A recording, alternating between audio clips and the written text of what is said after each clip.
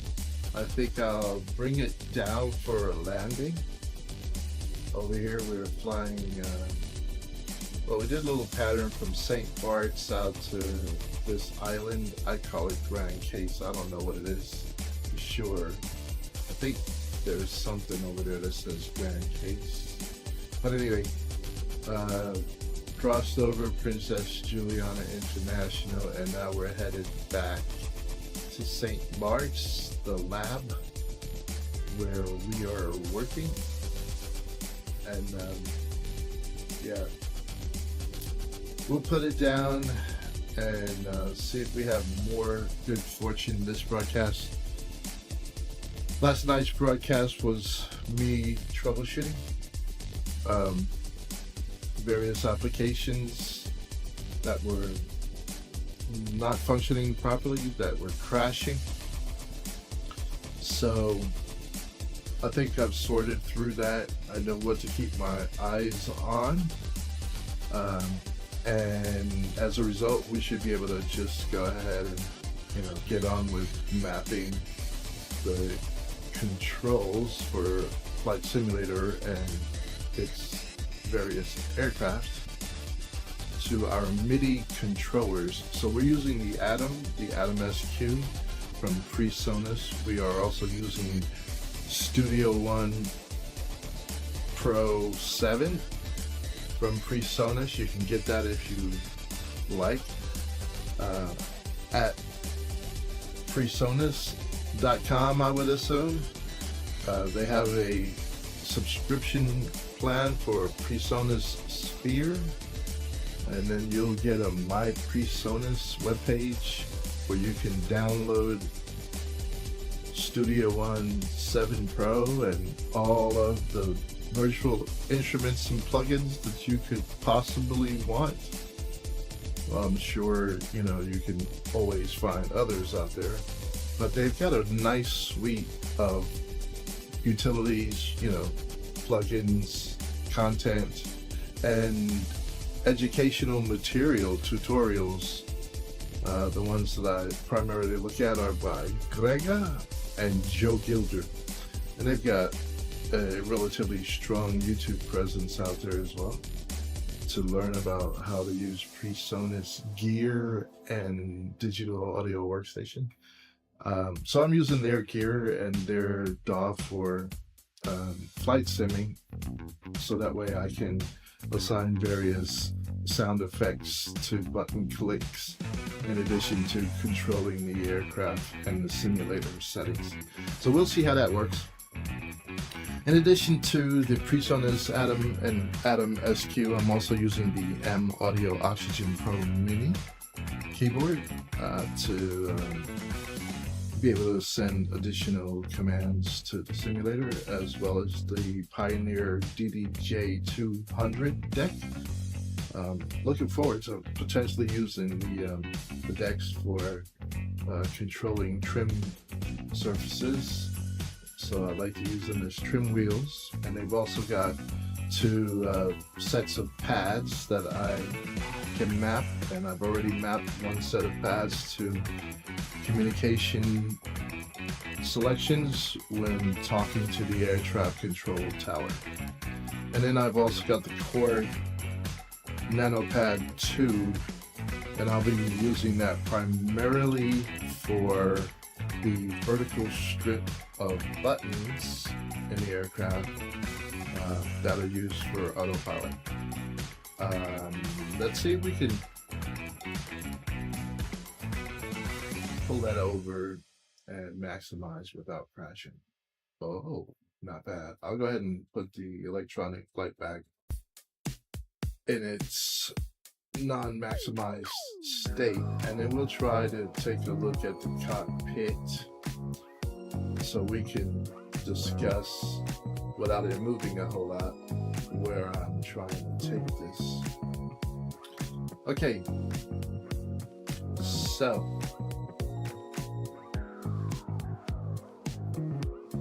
gotta get used to this. I don't use desktop, but I figured I would try. Okay, so it looks like my mouse is locked there. This is the autopilot button. And I'd like to map that.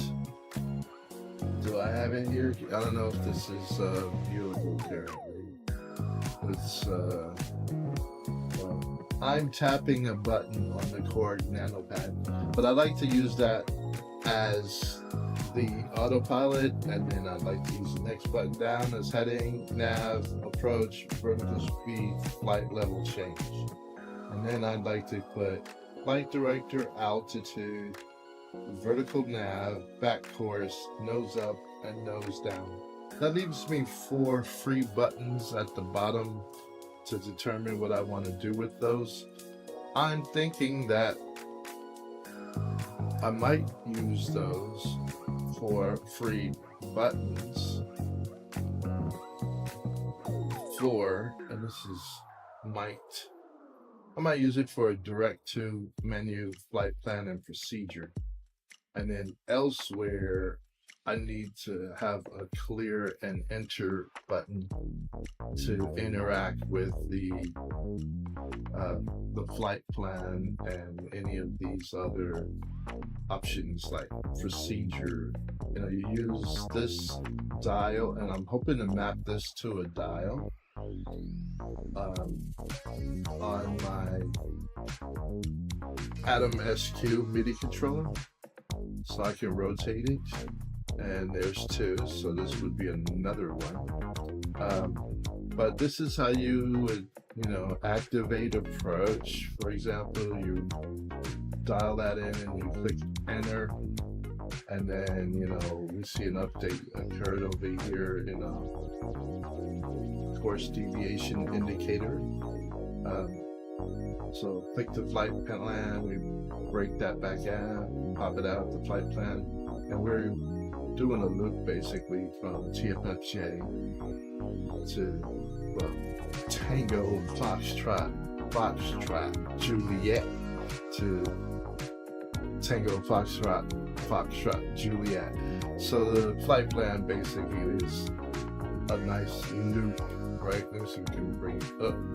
I think I just put that away just now. I have not really figured out how to bring it back up. It's somewhere. It's probably behind this window.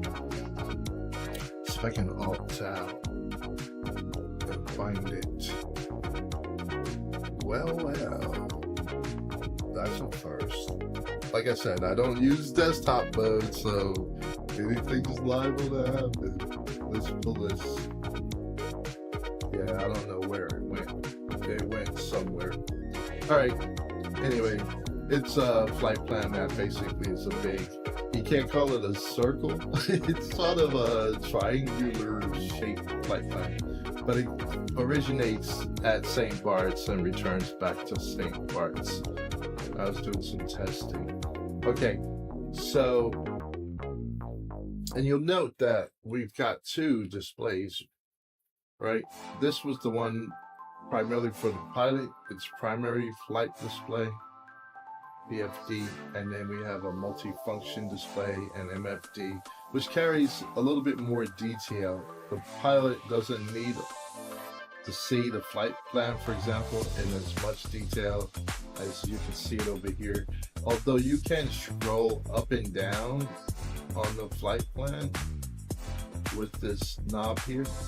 So I'm thinking about overloading this knob so that it operates them simultaneously and see if I like that or not. So if I turn one knob, essentially I'm turning both, but already I'm beginning to say, no, I don't think I'm gonna have those gang together like that, because it looks to me like, for whatever reason, I don't know how to scroll up and down on the MFD. Alright, so let's see. I see it has a scroll bar.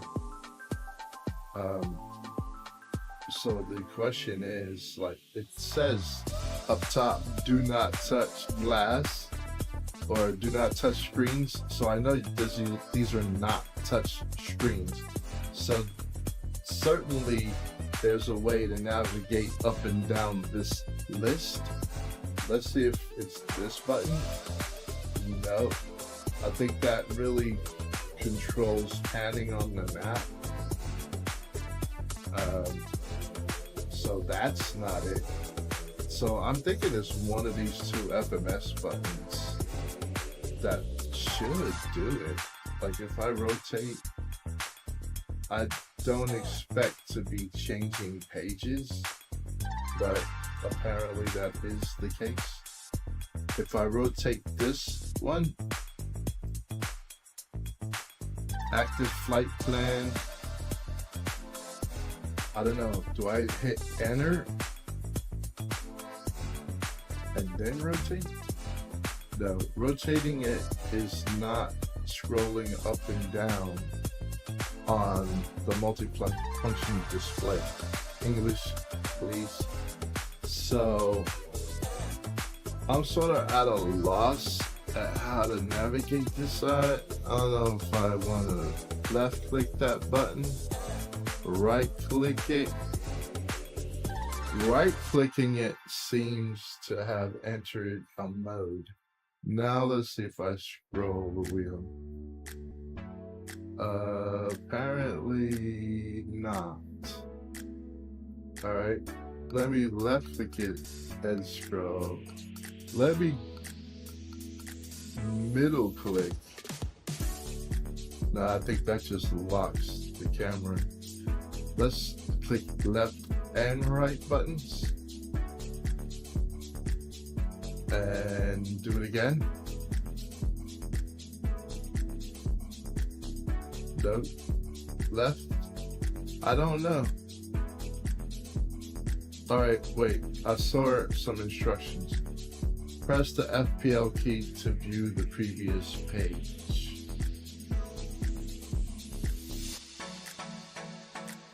Oh, no. That just happens the moment you press it the first time. So, how to scroll this side? I probably need to go read because this changes all of these tabs. So if I go slow enough, OGS, FPL, nearest, that's the nearest airport list up top there. All right. And then there's approaches you can choose. But if I can't figure out how to navigate, it's useless, right? Okay, so let's scroll the wheel. Let me zoom out a little bit. Scroll the wheel again. Scroll it one. So OGS, waypoint, map. I guess I'm as far as I can go that way. All right, and back the other way. Waypoint, OGS, flight, nearest, and back one click. You gotta be careful how fast you move that scroll wheel. All right, so I think there's just something I'm missing. Maybe if I right click on that button, nope. Left click it. Nearest airports, nope. I moved to a different page. So on this page, I don't know, maybe I need to hit enter and then scroll. Nope. Okay, so now this is when I ask Copilot. I've tried everything that I can think of. I see, all right, cancel VNav, VNav profile, VNav direct to, I guess, map options. Let's scroll across, make sure these soft keys don't hold the answer. Engine and map options. So if I start pressing soft keys, system, clean, I'll leave it on engine. So it's not that. And then I hit back. So these are buttons I could map, but I'm not gonna. Alright. I could click on map options and, you know, turn traffic on and off, and terrain, topology, topographic. I'll leave it on topographic, and then next rad radar. I would assume that's weather. I'll leave that on. I just hit another control over there. So legend on and off. I don't really see anything. Maybe I have to hide flight plan to see the legend. Or detail level. I can see airspaces and waypoints. That's all. Alright, and that's pretty much it for that view. If I go to flight plan, it does change. VNav profile, click that. Cancel VNav profile. You can say I want to descend at -3 degrees, how many feet per minute, all that kind of stuff.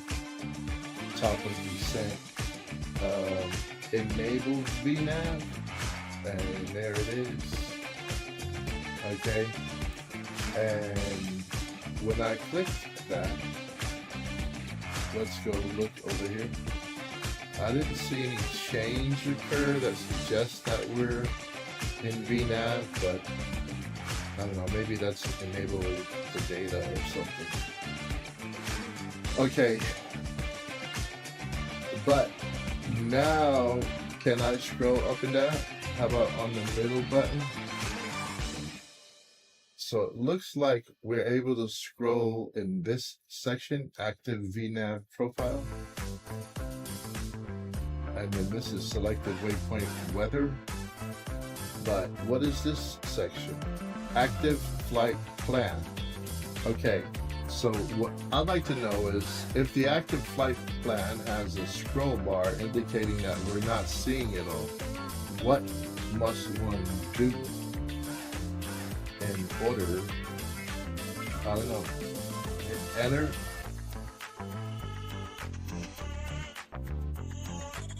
hit, oops, looks like I changed. Oh, look at that. I don't know what I did differently, but it moved up there. Okay, so if I start scrolling, now I can navigate the waypoint list of the flight plan, right? And I can see the altitudes for the various waypoints. So when I get to straight, I need to be at 993 feet. When I'm at the final approach fix, I need to be at 862. And then they don't have anything shown for the missed approach point or the manual sequence where you, I guess, where you go hold to try to come back around and do it again, and then the destination. But there are in this vertical nav profile, or in this approach, some altitudes given. I was wondering about that earlier tonight, so now I see it. Now I've said it. I've heard myself say it.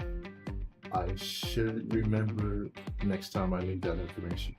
All right, so our origin airport, St. Bart's, Gustav III Airport. I don't know if that's municipal or what they would call it, but it's Princess Juliana is the international airport servicing that eastern side of the Garoville. All right, runway 10 is where we departed, and then our en route or en route or en route or however you want to say that word. Waypoints are FPL 000, 3 times, FPL flight plan 000, flight plan 001, 2, 3. Those I created in the main menu, the world map, and then I, started the mission for my flight, and they inserted it here into the avionics. I did not name those, so I guess that's the default naming convention for en route waypoints. I'll say that word several different ways, but it looks like en route. Do you say en route or en route?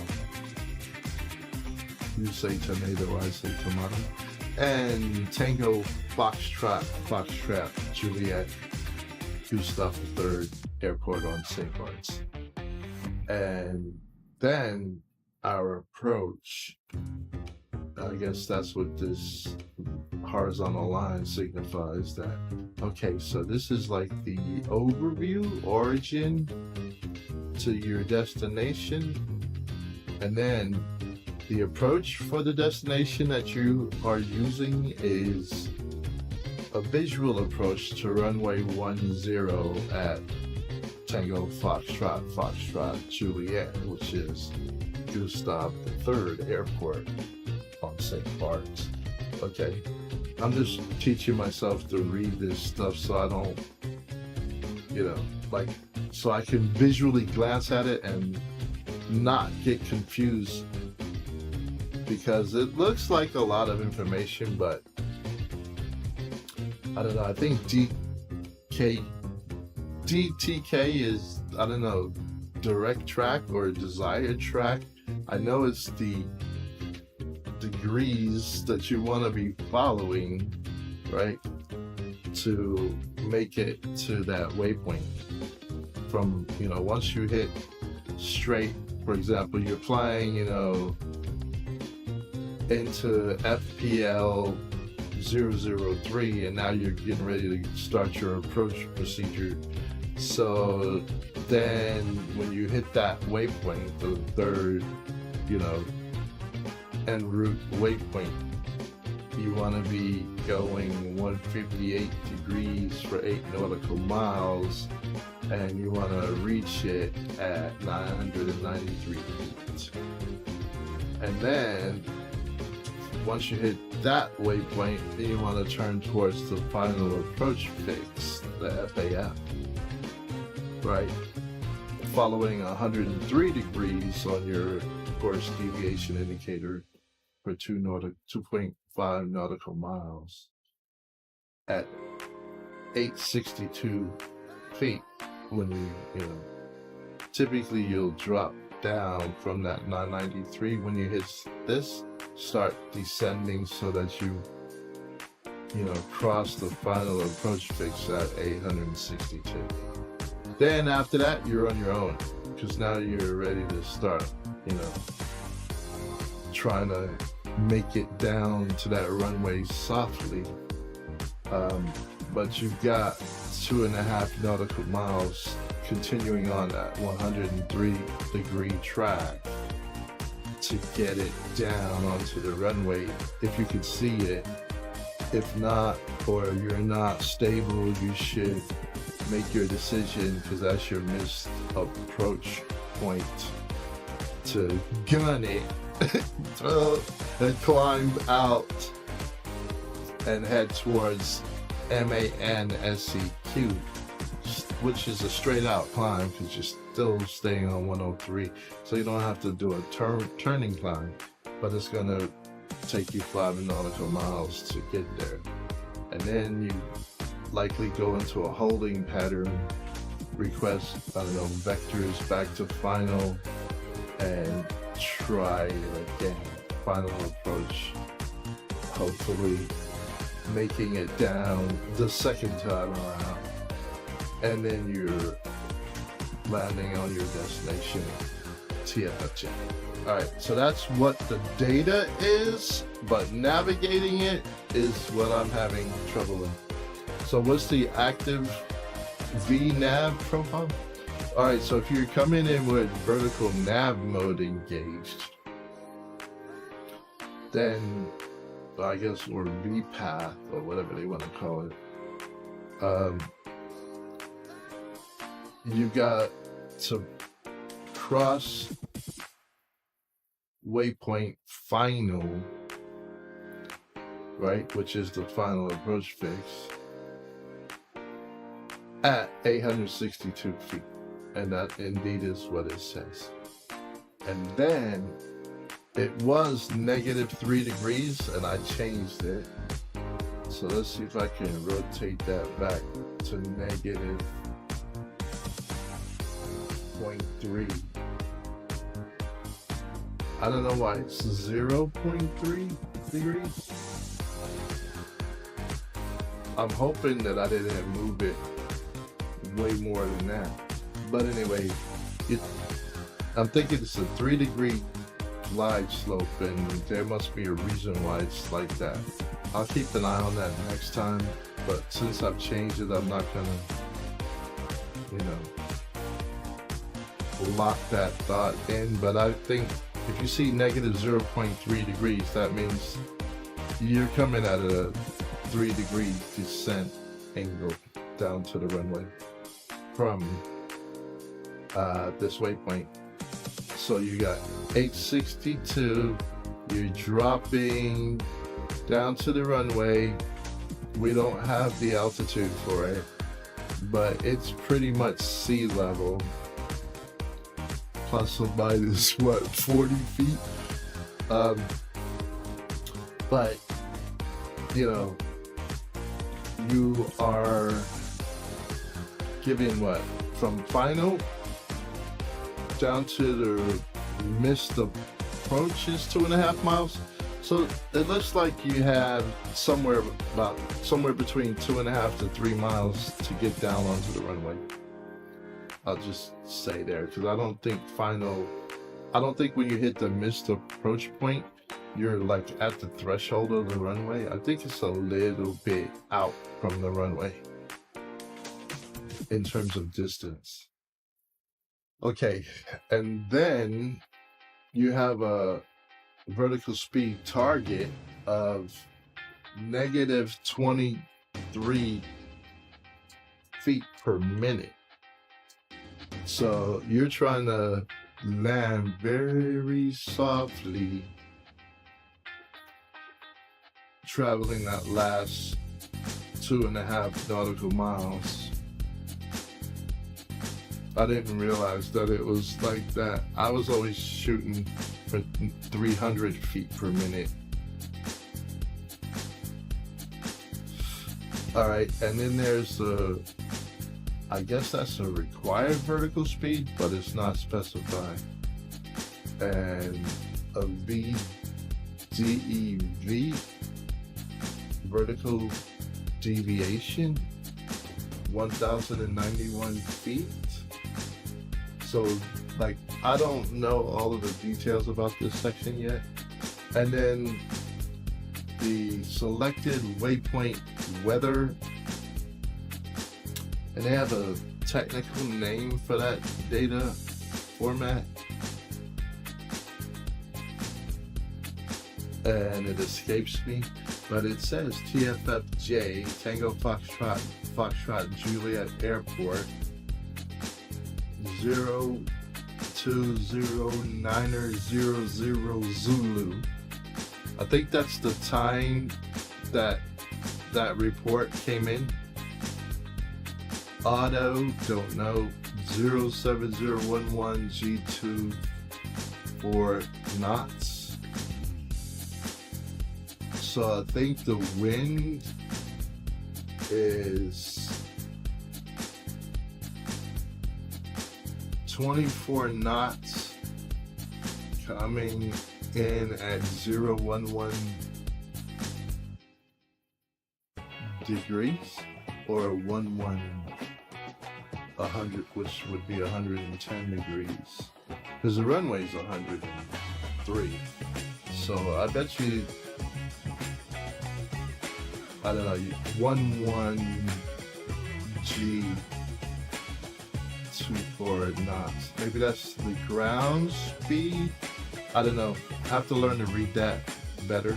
And then there's 04V109999, SCT023, BKA029, BKA 04325/22, and then Q, that's the barometric pressure, Q1015.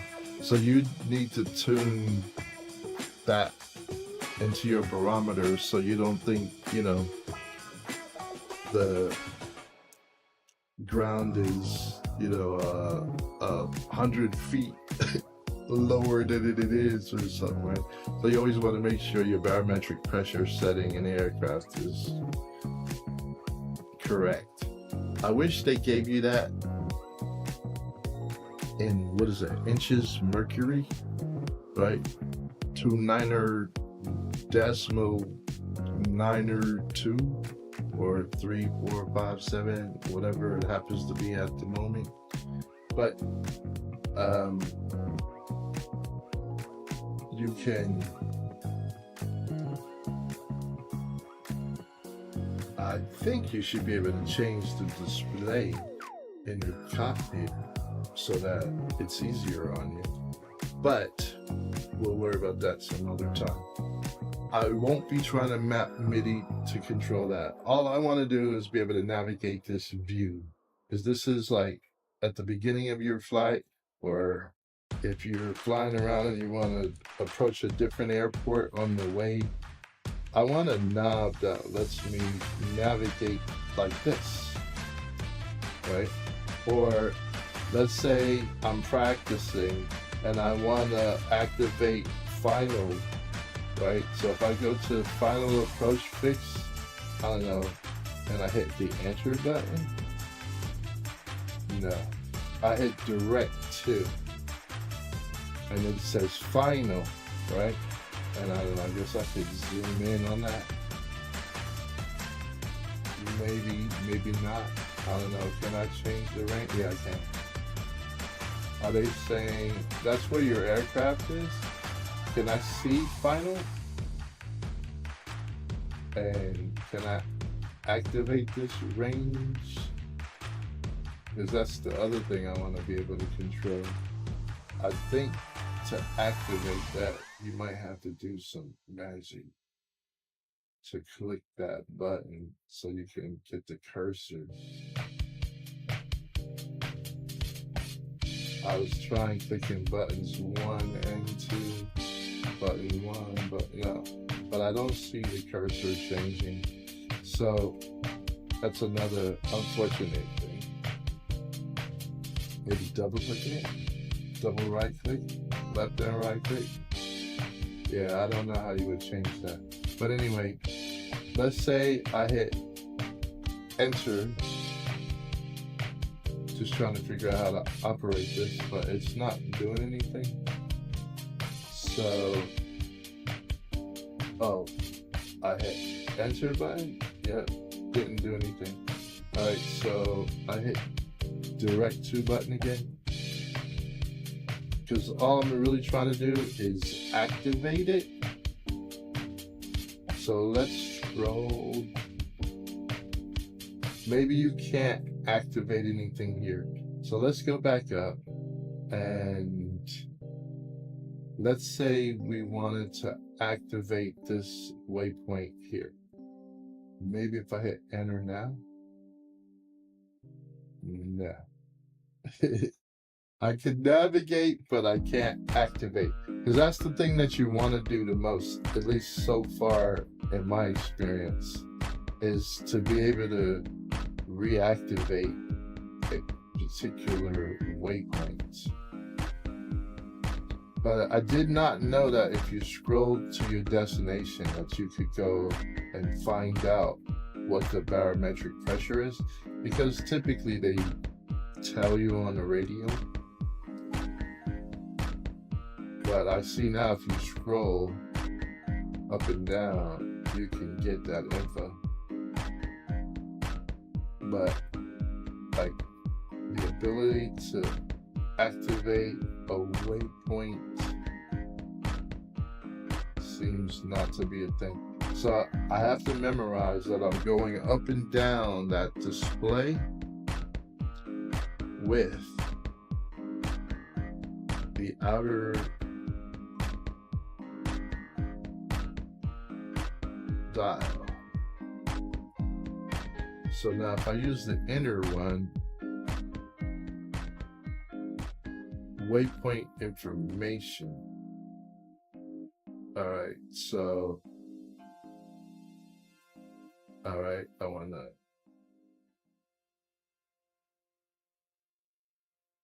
clear. All right, let's scroll again. All right, and then, oh, I think I have to go direct to. Okay, so let's say, for example, currently we're on that straight. If I say direct to, they loaded the one that I've highlighted, and then it asks, do you want to activate? And thankfully, if I stay on that outer knob, oh, the inner knob probably is going to want to change something. Yeah, look.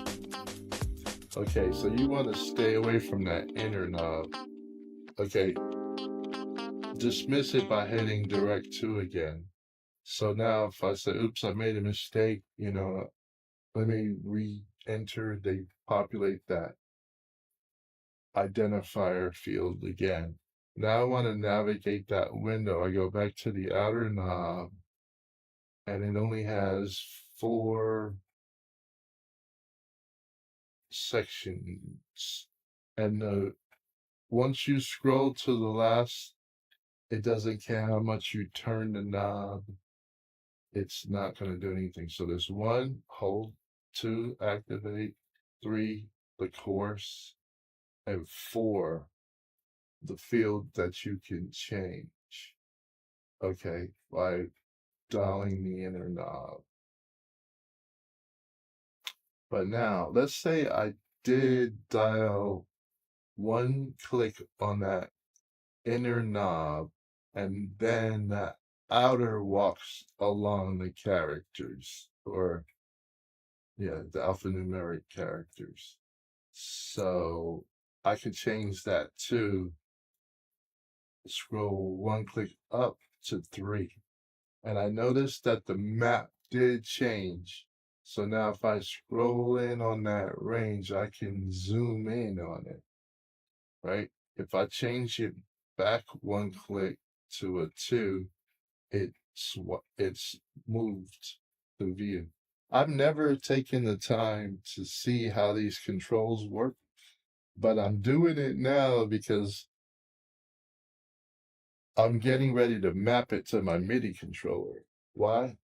Because I'm flying and reaching over for my mouse to do this, right? To pretend that I got my hand on these knobs isn't that fun for me. I'd rather turn these MIDI knobs and zoom in and out on this map, right?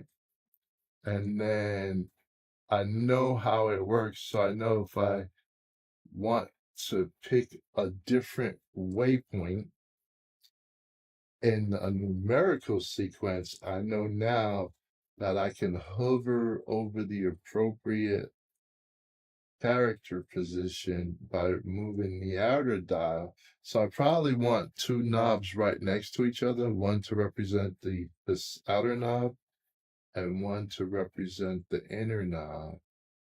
And in this case, I only have FPL 000.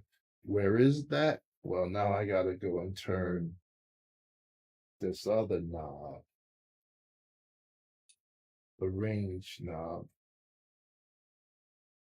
and it's on that island that I don't know what it is. And then where relative to that is the second waypoint? Well, I have to turn the inner knob over that last character position up there. And now I can see that it moved southwest of where we were. And I want to get a closer look, so I dial in. and it's out in the water off of St. Martin to the west of St. Martin. North is up. And my music stopped.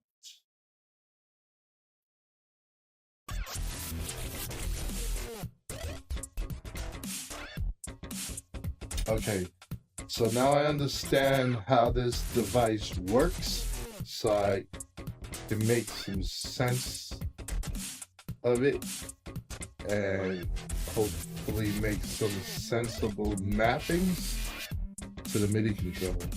All right, and now I know that even though these dials are continuous, like my Atom SQ and my Atom, once you hit the last thing you can do while rotating, it's not going to pay attention to any of the MIDI signals.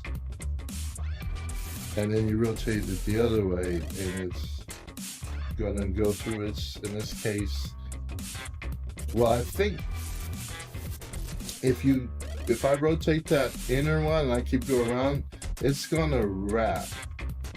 So that it is important. It will wrap the alphabet and go back into the numbers.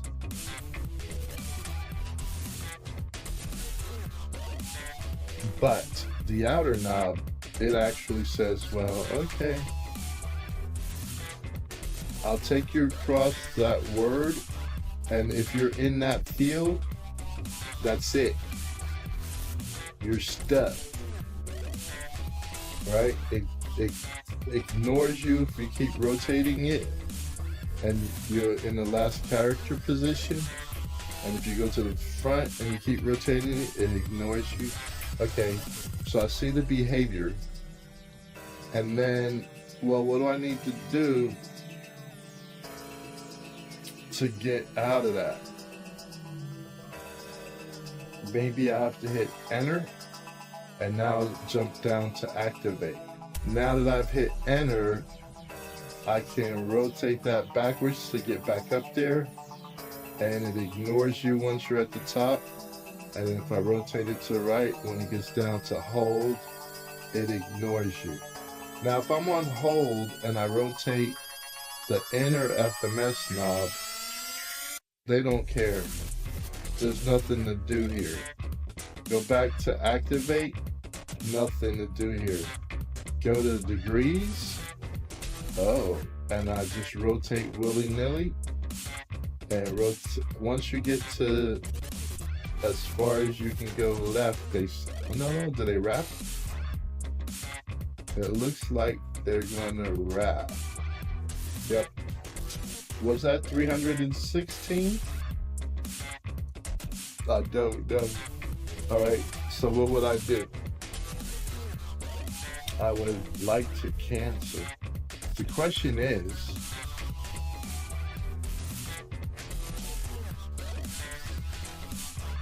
oh, okay, they say the bearing is 316. Let's see, am I changing the bearing? Like 176? Suppose I did that and I hit enter. And, all right, that's waypoint 3, right? And then I go, now I don't know a use case where I would want to do that. And I say activate, enter. Did they ignore me or what? Did they just move something? All right, good question. Do I see that number that I put in there that's bogus? I don't know. I may have, I'm trying to figure out if they allowed me. So I see 137 degrees, 12.3 nautical miles, right? I still have it flashing, it is selected. So if I hit enter, nope, I gotta go direct to again. And then I see bearing 137, right? So I wanna get down the list, I gotta use the outer button and I want to change that back to 316. So now I use the inner knob and then the outer knob to change that to a 3.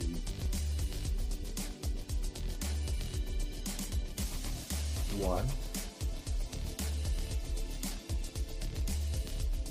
and the outer knob, change that 7 to a 6, and then hit enter, back to the outer knob to get to activate, enter, and now it says what?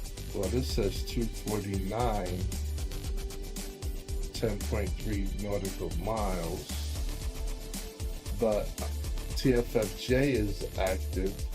I see that pink line is no longer right here.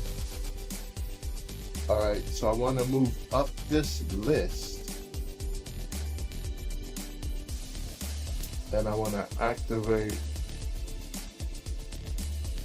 I'll go back to where we are, right? We were on STR GHG, hit direct to, all right, and then move, we'll hit enter. Oops, well, enter, move, all right, that's not gonna do anything for me. So direct to STRGHT. I want to activate that, but I don't know how. Enter. It says it doesn't exist. Alright. So I broke it. Alright. So I hit direct to and get off of that. Move this.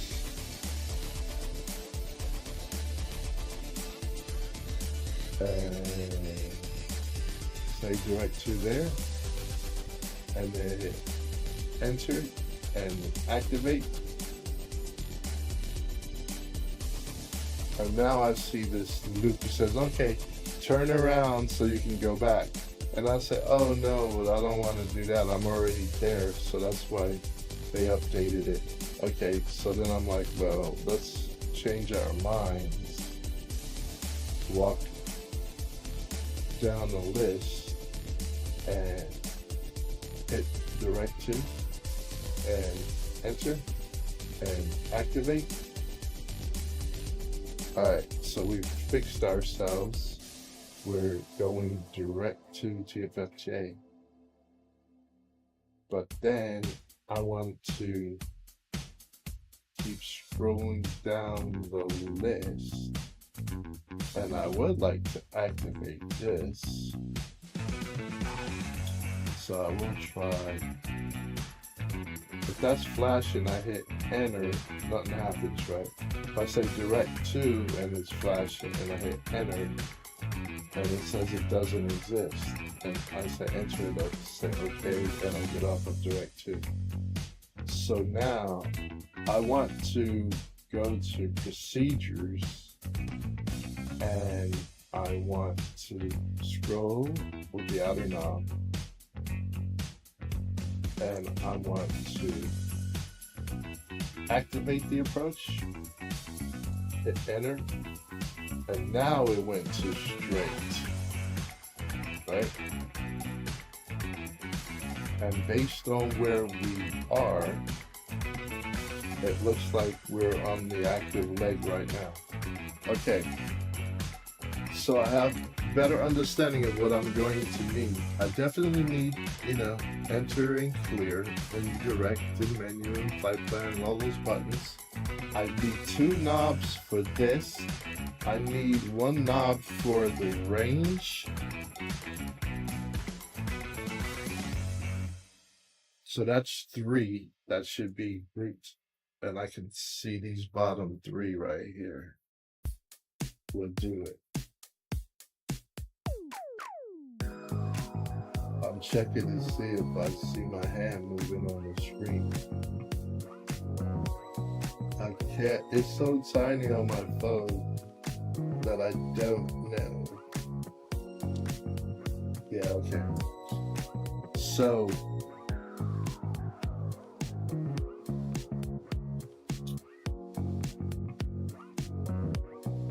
blank card? Yeah, I pulled the blank card. Okay, so I got these 3 buttons.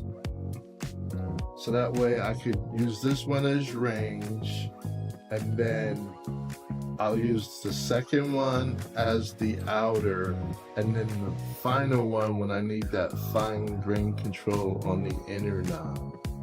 Seems like you use the outer one more. There's no real notion of panning that map yet, but if I could figure a way to pan that map, I think I might put that on one of these 4 free buttons I have down there. Okay, and then we have the barometer value we can change. Does barometer show up anywhere on this display? I find it interesting that you can change it here.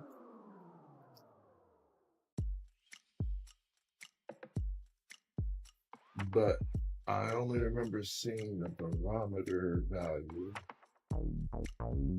over here, I think, somewhere.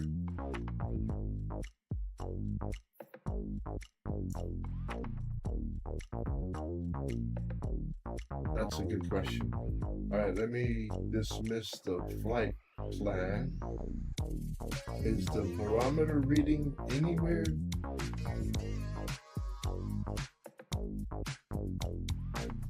Oh, there it is, yeah. I was gonna say, you would think it would be on this display. It's 2995. All right. So I'm not gonna go over to the right side since I can see the number here. If I rotate this barometer dial and I just keep pulling at it, it's gonna just keep going and going. Okay, and I'm rotating that dial around and around. See how the altitude changed dramatically? All right, but we know it was 2995, right? So let's put it back. And that's why you want to set that, because you might be approaching a mountain or something, or a hill or anything, thinking that you're at an altitude that you're not, and smash. So like, this is the primary button. I guess that's why they tell you over and over again on the radio what the barometric pressure currently is, depending upon, you know, the weather that just blew in. 2995.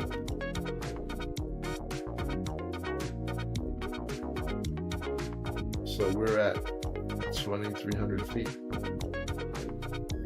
Okay. So you would think that you want a barometric pressure dial.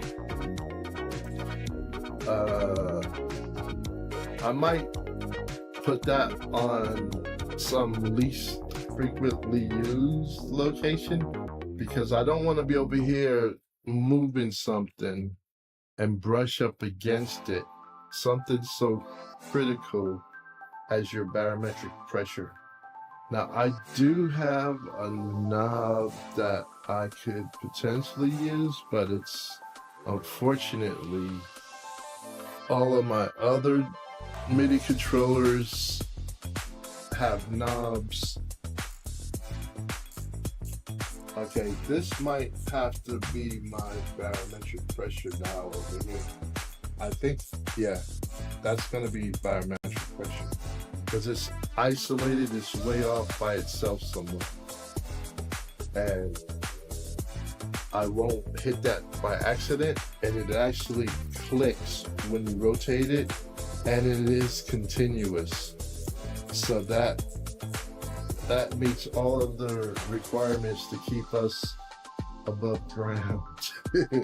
All right, so I'm gonna see if I can use that knob for barometer, and then this coarse dial. It seems to me that it is non-functional when you're in GPS mode, right? So let me toggle off nav mode. I guess I could hit it either place. I'll hit it over here, but I could hit it way over here. It doesn't matter. Nav. All right, so now we're in roll and altitude hold mode, right? What about now? If I start rotating this course, no, right? So now if I click on my CDI,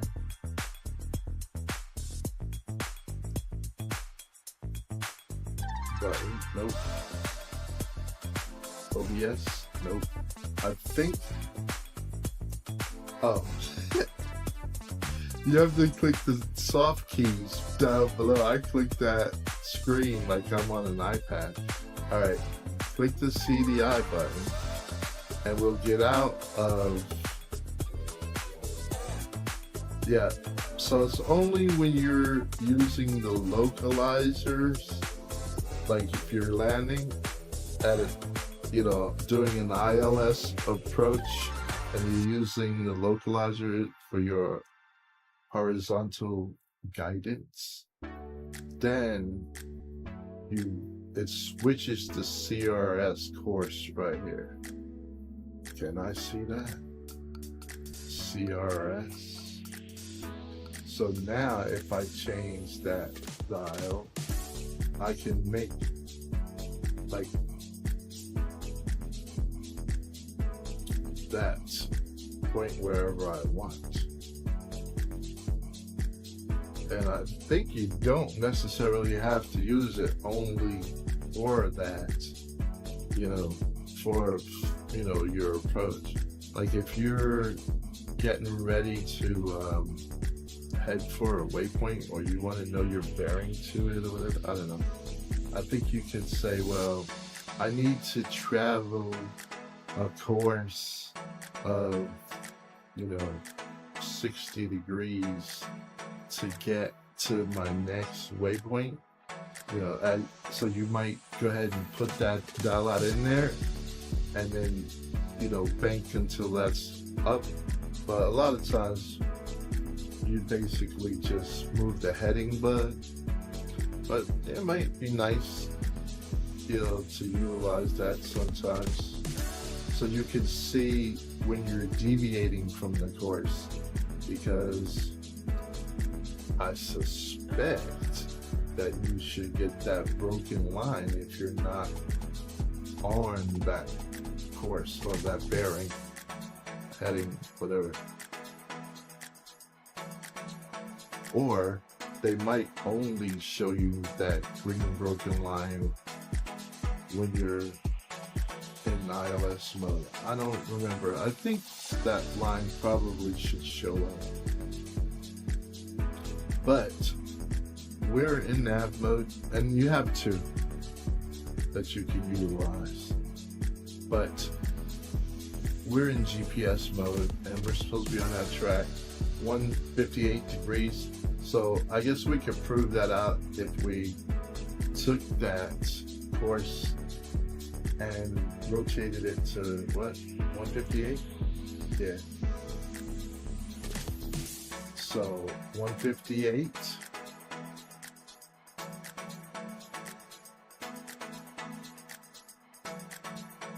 And then I think we are stalling, if I remember correctly, but I'll leave that there for now.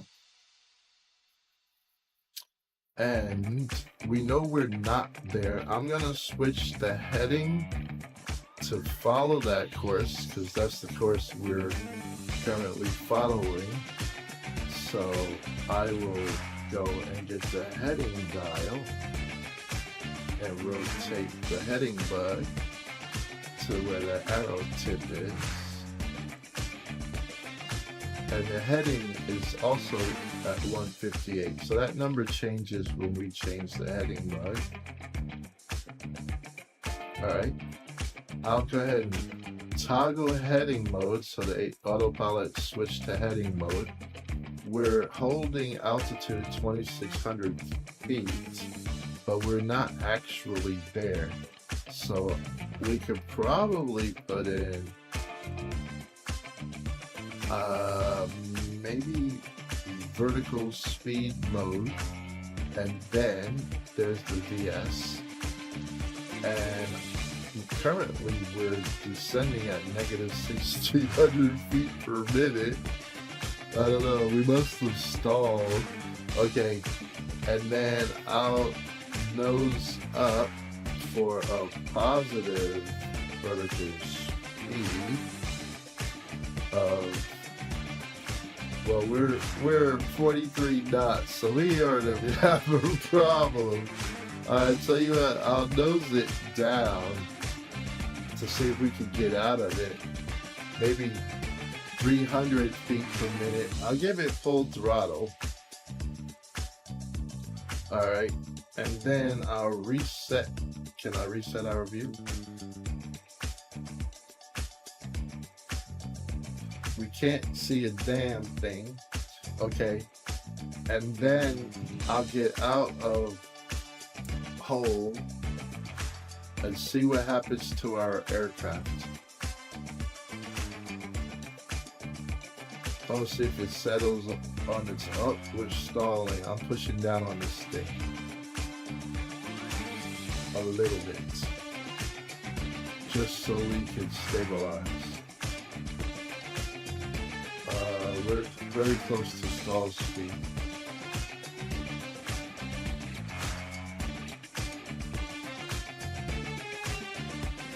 Autopilot's flashing, so they might have said, "Hey buddy, you're out of autopilot mode because you were out of control."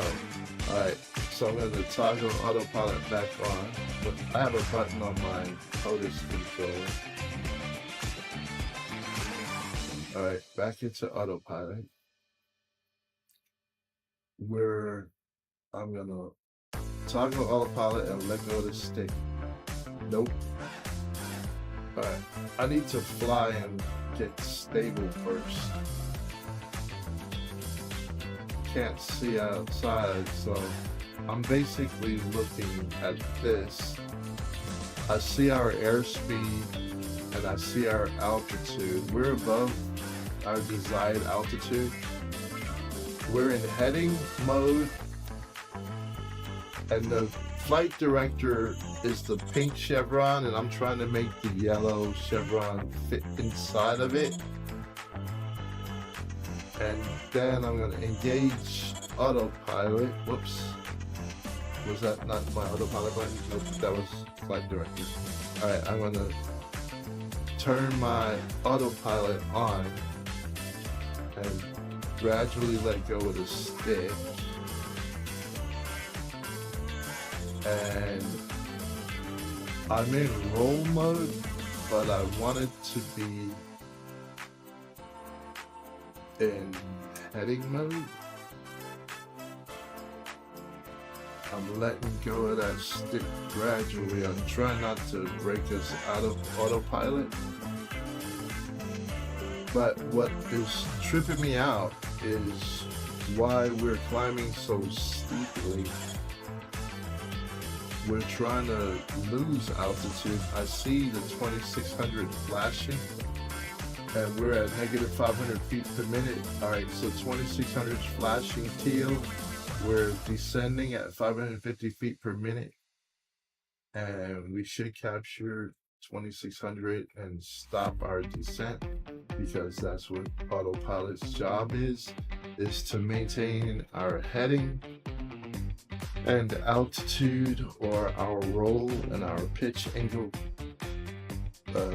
typically, right? But right now we have it set to heading and altitude hold. Alright, now I can see the 2,700 flashing. I'm gonna pull back on the throttle and get back into the green zone. because I'm not really trying to go anywhere fast. I'm just trying to understand what the deal is. Okay, so all of that was so I could look and say, do we get a broken green line? And I think that's only going to appear in the ILS localizer approach. So question is answered. But you can use that line if you wanted to as an indicator of where you want to go. I could change the course right now again. And now I'm just using it as a visual aid.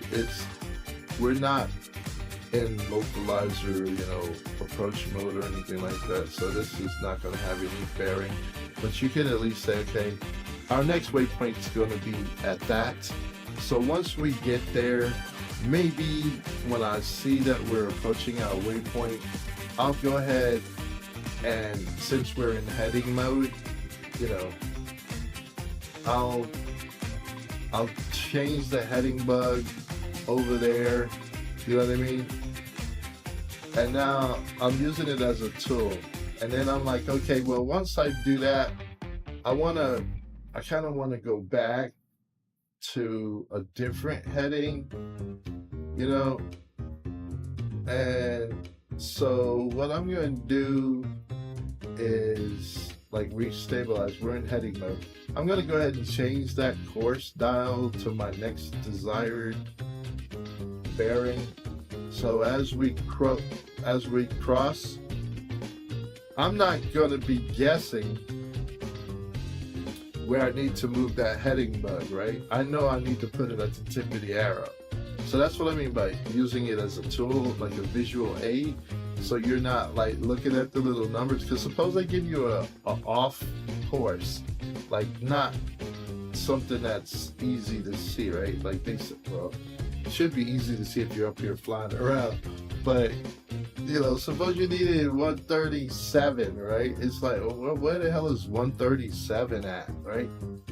So now if you get the course dial, you say, okay, they gave me a vector to 137 degrees. So I'm looking at that number up there, and I'm like, okay, I'm going to move that to 137, right?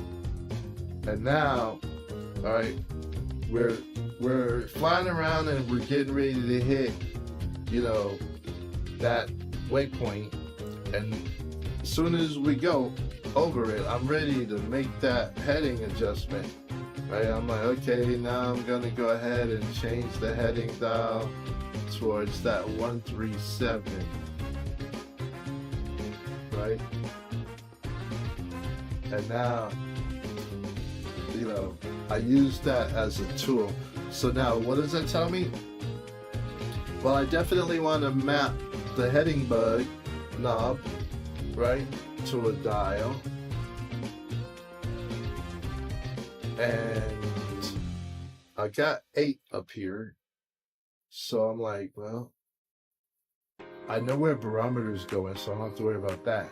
Course and heading are 2 very important dials for navigating. Range for looking at the map, so that's 4. FMS, you definitely have to have both of those, so that's 6, right? FMS 1, 2, range 3, course 4. I'm not going to worry about the volume buttons. All right, altitude has 2, right? So that's 5, 6. Heading is 7. And then the nav radio is 2 more. But I don't think that is as important to me, because I was thinking about putting the radio dials somewhere else on the other controller.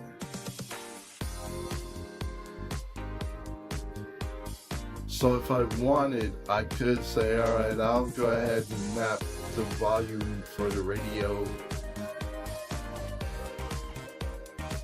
1, 2, 1, 2, 3, 4,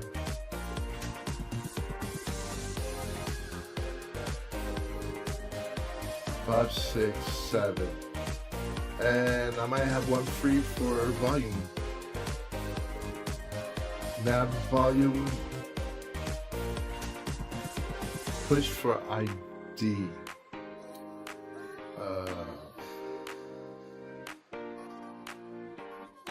Push to squelch on the comm. Yeah, I think I'm not gonna put any of those buttons. I might.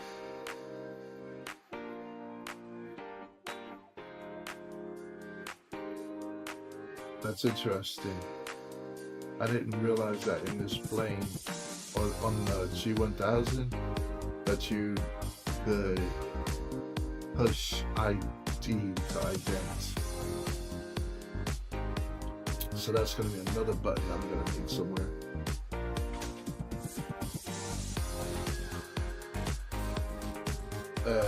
Right. Okay, so I think I might be okay. Here's a button I never mess with. Display backup.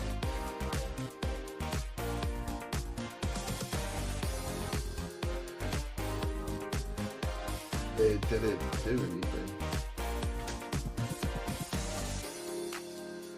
I thought that would make the MFD display what's on the PFD. Maybe because I'm in this mode over here. Looks like we're on the final approach fix already. Did I leave us flying? No telling. Our airplane is way over here somewhere. Alright, so I'm gonna send us back to FPL 1 for practice. In fact, I want to get out of flight plan because I want to make sure I understand. Go to flight plan, select your waypoint. Nope, see? Now I'm stuck again. Enter knob. Oh, did I click this button before and then rotate it? Nope.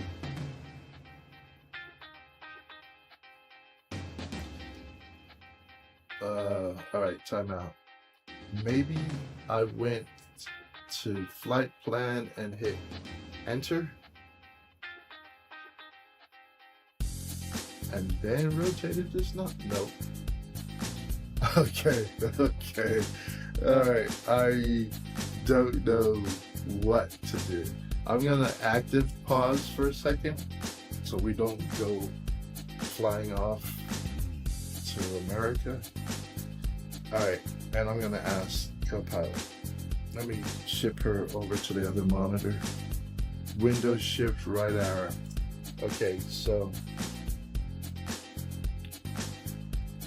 I'm in Microsoft Flight Simulator 2024. I'm using the G1000 in the aircraft and I'm looking at the multifunction display.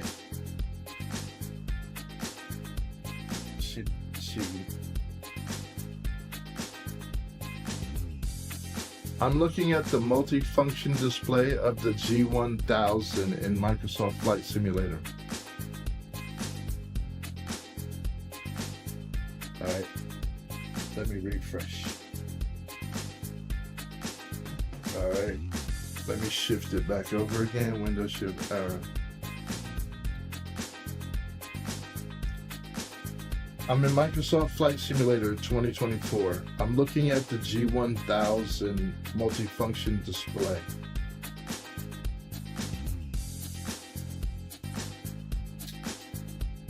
The server must be down. G1000 MFD out to navigate flight plan. I see it, but can't scroll.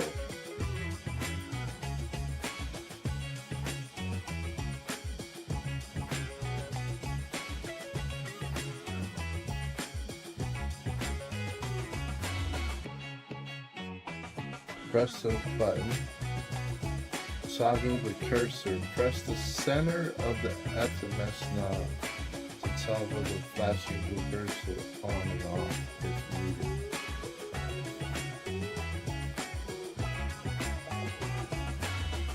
Alright, that's it. Step 3.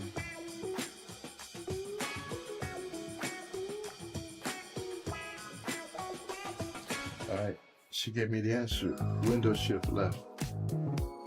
So you have to, let's just do it step by step.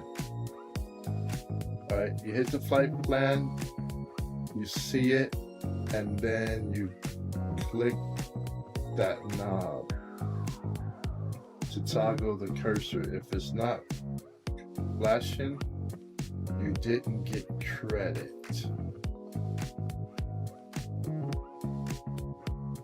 Double click it. Right click it. Right click it again.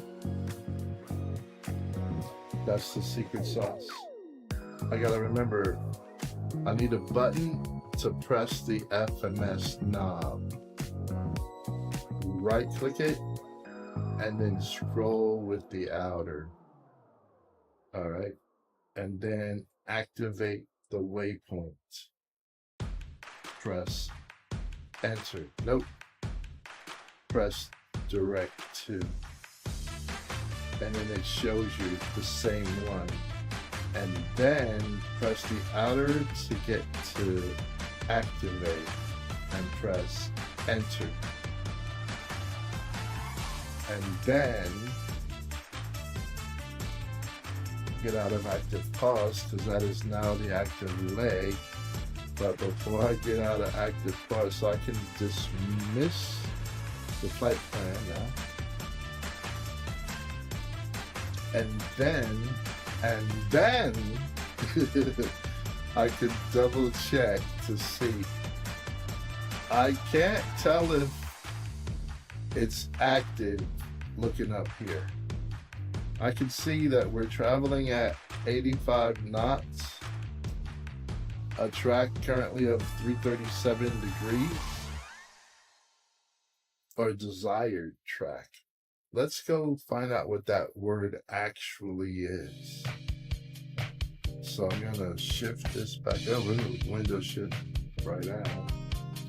And I'm going to say, hey, what is DTK? What is the difference between DTK and TRK?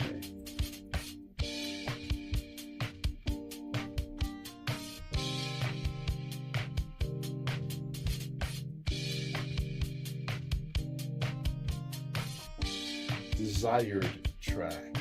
This is the path you plan to follow between waypoints. It represents the intended route from one point to another.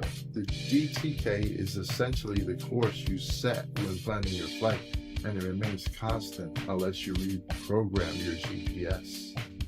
TRK is the actual path your aircraft is following over the ground at any given moment. It can vary due to factors like wind, pilot inputs, and other navigational adjustments. The TRK shows the real-time direction of travel. So that's your track. The desired track, that's your flight plan's track that you put in. Okay, so window shift left. All right, so we want to be at 337 degrees because that's where that line is pointing. But we are currently pointed this way.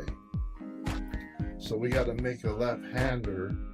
Now, does that make sense to me? Well, 360 is north. North is up. We want to be less than north, right? We want to be this way. So that's 337. Currently, we're at 126.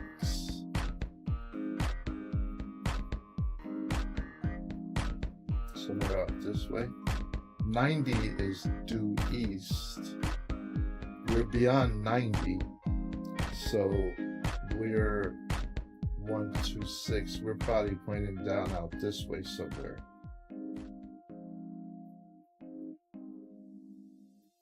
So, yes, we have to turn from 126, which is what we're doing right now, our track, to 337. Our estimated time en route to that next waypoint, FPL 000, is 17 minutes 56 seconds. So I'm gonna let it go because we have RPM sufficient to make it. I don't see our current altitude up here. That would be nice, but we should be looking at the primary display for altitude apparently. We're doing 87 knots. Does that agree? Well, they said 85 ground speed, but that's our indicated airspeed. And then it's 86.5 right now. Our altitude is 2,600. We're climbing at 450 feet per minute. Currently somewhere around 3.5, 4 degrees. Our flight director is saying we need to pull the nose down so we don't climb, because if we're already at 2,600, we don't have to do anything to get there. We're in heading mode currently, so I'm going to switch us back to nav mode.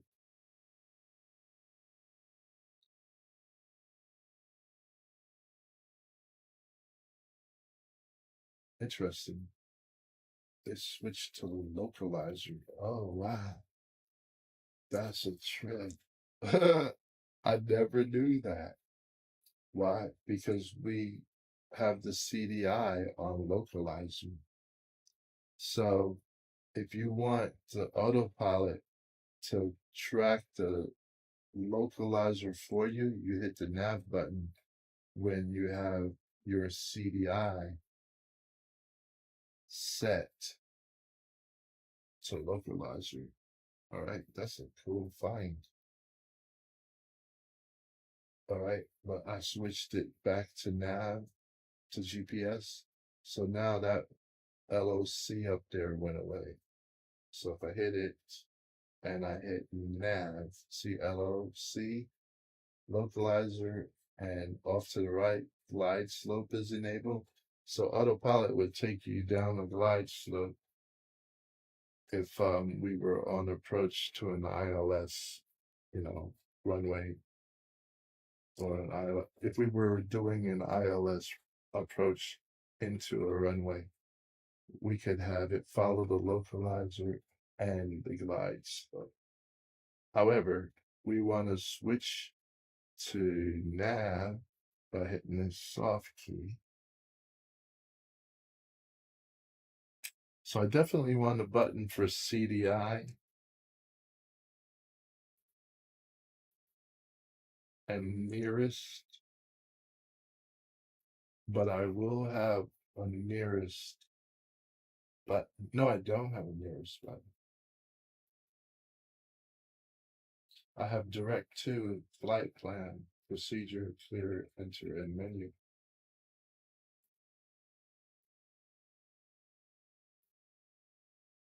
Okay, so I have to remind myself, I did want 2 buttons. I think I wanted 4 buttons off of here. I wanted OBS and CDI. I might want ident and nearest, but I knew I wanted nearest and alerts. So, yeah, I wanted OBS CDI nearest and alerts. OBS CDI nearest and alerts. I think I might put those right here next to me.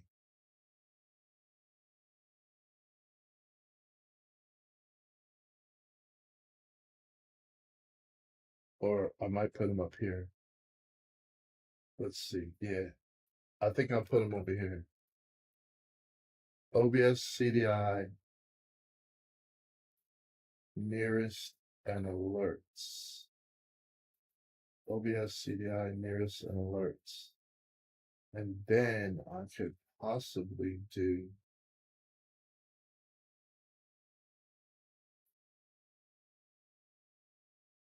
transponder ident, timer ref.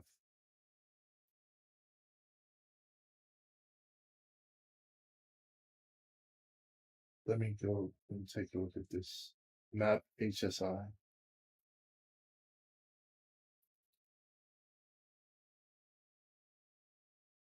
I really don't care on this little tiny map.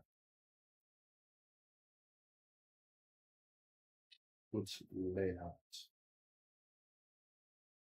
Turn the inset map or HSI map. Nope. I really don't like that map so much. But I can see how it could be valuable in GPS mode. Because you don't have to move your head.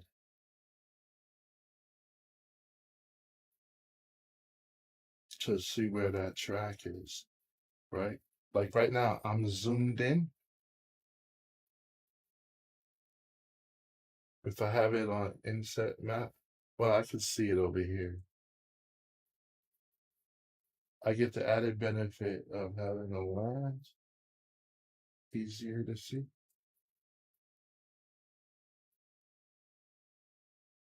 But I can't see how I'm deviating from the course necessarily.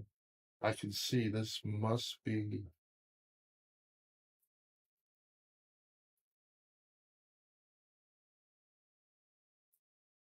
is this my current track? That says like what? That's 120, that's 180. 150, 60, 70, 157. Who's saying 157? Oh, that's 130. No, that's 140. What? That's 160. I'm trying to figure out what this pink line is indicating. Desired track is 337, but that's down here. So I don't know what that is. Yeah, I don't really know what that is. That pink mark. Unless like the back end side of something. So yeah, I don't think I care that for that view. So I won't worry about map. But I could say map on and off. Or inset map. So that's two buttons right there. I don't want to give up two buttons just to do this. So if you don't do one, you definitely don't want the other.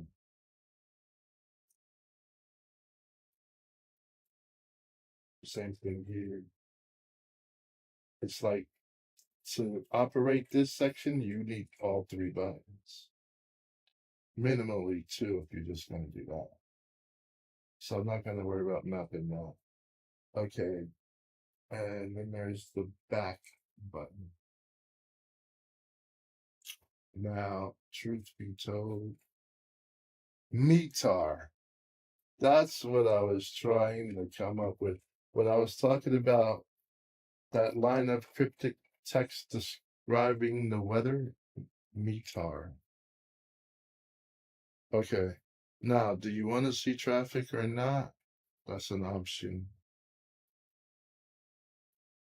That's in the layout. Back. But it's not functional right now. Next red and all that.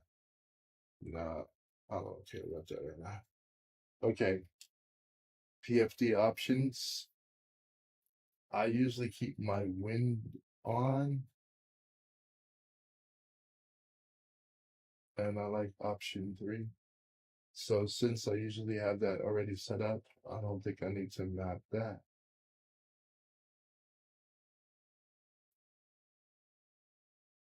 Wind DME bearing 1, bearing 2.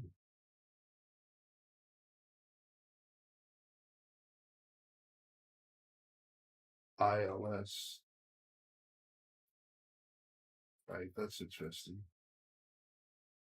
So let's go back.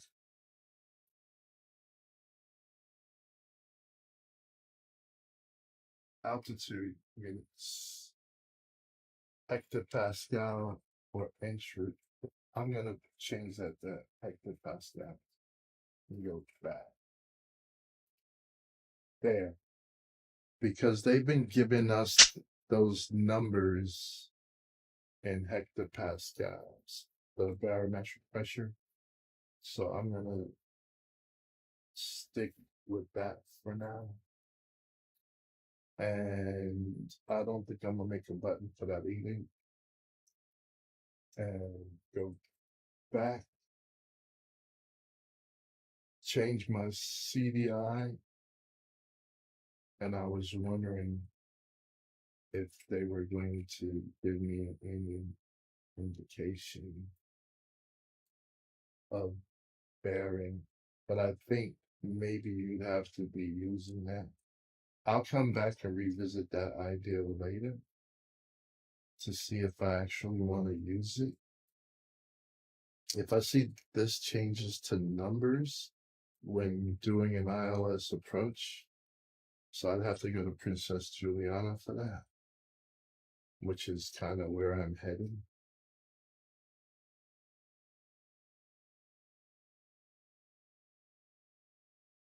But 1, 2, 3, timer reference, I definitely like that.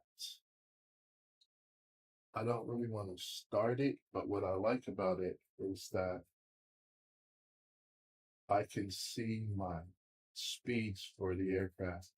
The glide speed is like 68 knots, I guess, and or above. The rotate speed when taking off is 55 knots.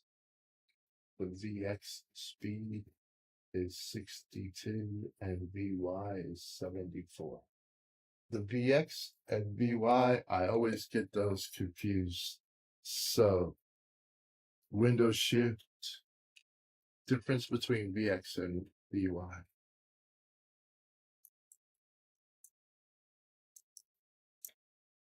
All right, I'll do them all. Window shift, left. Glide, VR, VX, and VY.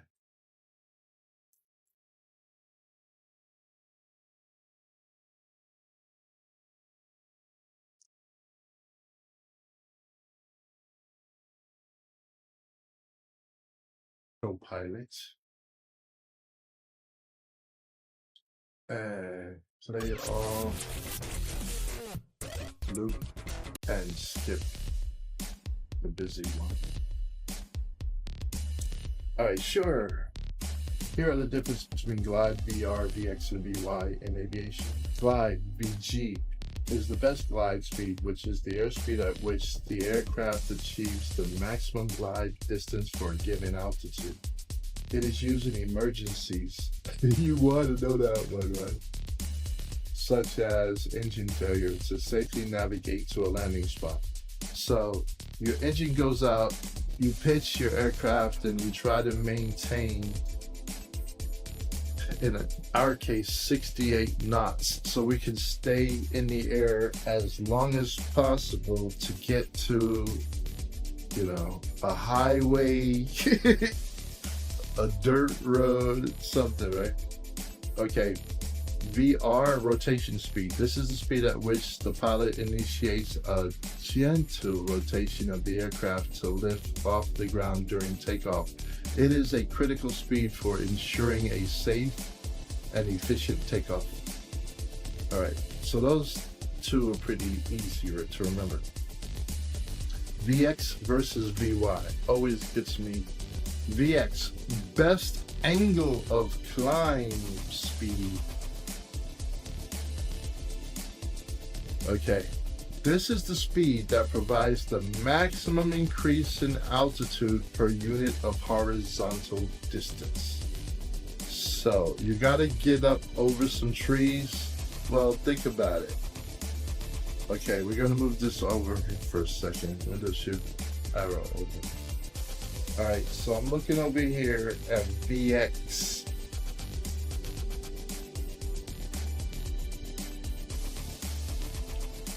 Right, and VX is what? 62 knots. It's not as high as 74 knots. Why? The trees are really close. You're doing a bush trip. You don't want to go gunning for the tree. You need some time to get over it. So it's like, you know, I'd rather not get to that tree too quick. So I know VX is lower than VY because X comes before Y. And that's going to be the one that I kind of lackadaisically get up over that tree, right? So if I'm trying to get up quick, you know, in terms of distance, then I'm shooting for VX. And that's why you want to know these speeds, right? Yep. Okay, so now what about VY? Window shift right arm. VY, best rate of climb speed. Did I? Windows plus. Control Alt zoom. VY, best rate of climb speed. So VX is best angle of climb. So I kind of think of it like this. I'm taking off on a very short runway. I've already maxed throttle out, right? I can't push it no further forward. So now with max throttle, I want to pitch my nose for 62 knots, right? And I'm pretty much thinking that, you know, as a result, I'll be pitched up higher than would be normal. You know, trying to maintain 62 knots in this aircraft. It's different for everyone, right? Okay, so it is used when a pilot needs to clear obstacles shortly after takeoff. VY, best rate of climb speed. Now, that's probably when they say, hey, you're below your assigned altitude, expedite your climb. So shooting for VY, because I'm probably already, you know, booking along at 90 knots or something, and then they give me that over the radio, and I'm like, well, what's my VY? This is the speed that provides the maximum increase in altitude per unit of time. Rate, unit of time, right? So per unit of time. So I need to get up high and I need to get up quick. Why? Because they just told me, please expedite your climb. So I'm like, well, I've got excess, you know, horizontal airspeed because I was probably cruising and just kind of got distracted, you know, and lost altitude, or I got hit by a downdraft and lost altitude, right? It'd be pretty bad weather if it knocked you, 300 feet below your assigned altitude. It is used when a pilot wants to reach cruising altitude quickly. These speeds are essential for pilots to understand and use correctly to ensure safe and efficient flight operations. Yeah, all right. Every time I forget what it means, because this is not my career, right? This is my hobby. It's like, yo. So, 74 knots, right? Please expedite your climb, all right? Pitch for 74 and probably give it full throttle. And, we're trying to do everything we can to, adhere to our assigned cruising altitude. So get there fast. All right. So that's why I want a button for this. Timer reference. So I can get those speeds for whatever aircraft I'm in that is equipped with a G1000. So did I find a home for that button yet? I said I've got 4 buttons that I want to do, and alerts. Why? The alerts, because that's emergency. Nearest, and they're loud and obnoxious. Nearest, if you kind of flying around, just having fun, and you're like, hey, where's the nearest airport? And I need to tune the tower. There you go. Request touch and go, at Tango Nancy, Tango November Charlie Macron? Charlie M.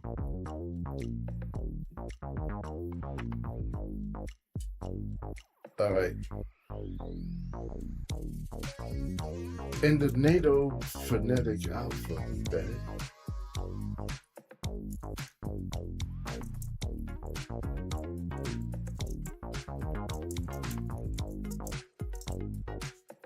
how to say M?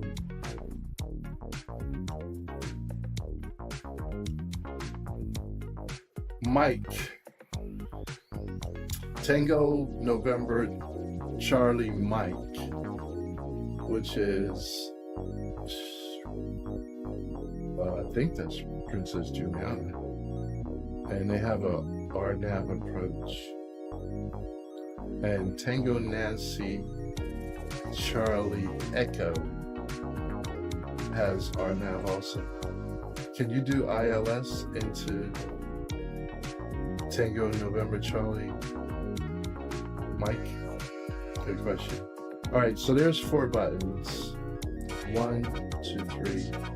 Now, if I decided to go with, I have an 8-button bank. So if I decide to go with putting all of those 8 here, 1, 2, 3, 4, 5, 6, 7. I have 1 button left.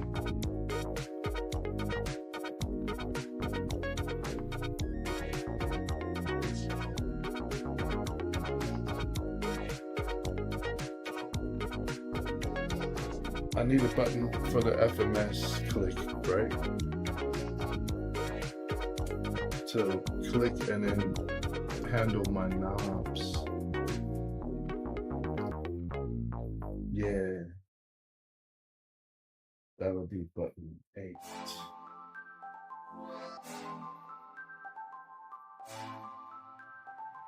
Where?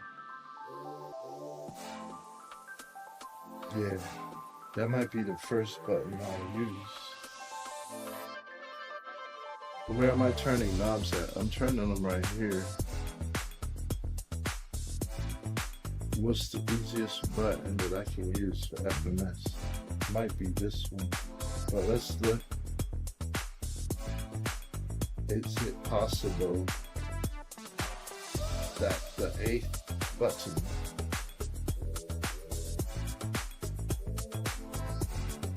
I know I need those buttons.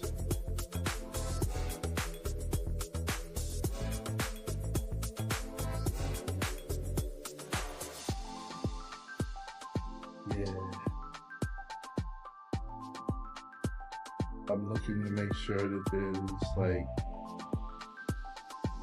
no critical. I need buttons for swapping heading.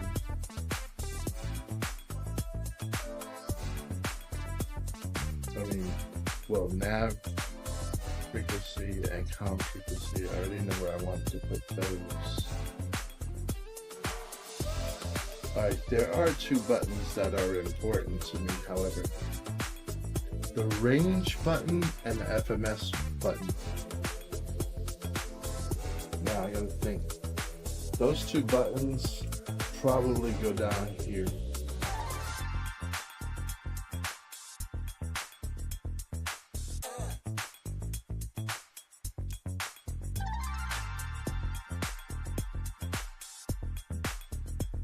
Or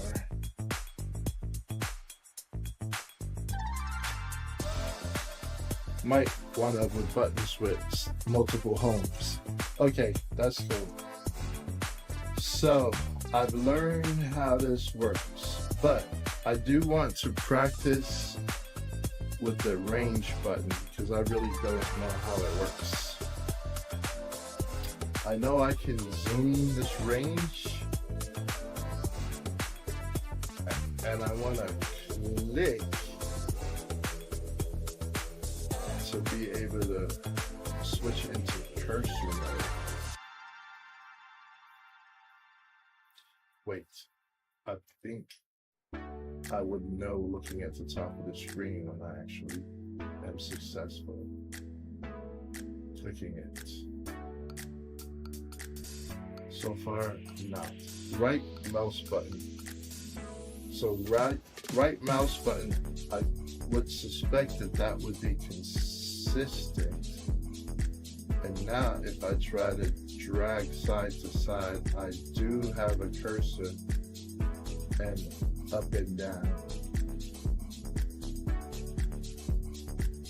But regardless, I need to use the mouse on this display because for whatever reason, you cannot pan side to side. I don't think that's been exposed to keyboard shortcuts. Or to some kind of an axis control or an analog control. But I would think that would be an analog stick or an analog switch. Alright, but that's cool. It's the right mouse button, and the same thing if I'm in flight plan and I click here with the right mouse button. Okay, so I got it. I think I have enough to go on. Cool. So where, oh man, did we run into the ground? I see mud. There's no telling where we are. Hold on. Oh, we're in the air. I'm in active pause. Okay, so I did configure the aircraft. Let's make sure. At least I thought I did. All right. Let me turn off nearest. All right, we're in heading mode right now, and we're hoping to follow nav CDI into GPS mode. Oh, did you know that if you hover the mouse wheel will do that for you? That's interesting. Okay, and click on nav. What happens if I rotate the wheel on nav? Nothing. But I can zoom back in. Alright, so I want to go to heading. Nope, I don't want to go to heading. I want to go to nav, GPS. We're in autopilot, altitude hold. We're already at that altitude. We're doing 89 knots. And our throttle's in a good position. So I'll get out of active pause. And the autopilot should make the yellow chevron follow the flight director who is following the GPS and our altitude. So he's managing our roll and our pitch. And we have the throttle so we could manage our airspeed. So now we could see that deviation line coming together. We're headed towards it. Now we're gonna have to be banking left, and I can see that we are, because obviously the compass is turning, or the force deviation indicator is turning, and I can see we're going across that island-ish, and we could see that we are banked left by looking at the chevrons, and we are got our nose pitched up, and the nose is going to go up and down and try to stay at 2,600 feet. So we are good, and we have a solid line. So now, because we have a solid line, and we're not exactly pointed down that line, that suggests to me that we got wind coming from the right, so we're putting our nose into it a little bit. So look at that. Yes, we do. It's 19 knots coming from the right, from 93 degrees. So east is 90 degrees. So 90, 100, 110, 120. So 90, 100, so 95. Now it's 117, 109, 110. So it's gusty coming from 107. Right, so here's 110. So it's somewhere between there, and east is 90 and 100. Right, and 115. So somewhere between 90 and 120, that wind is coming in.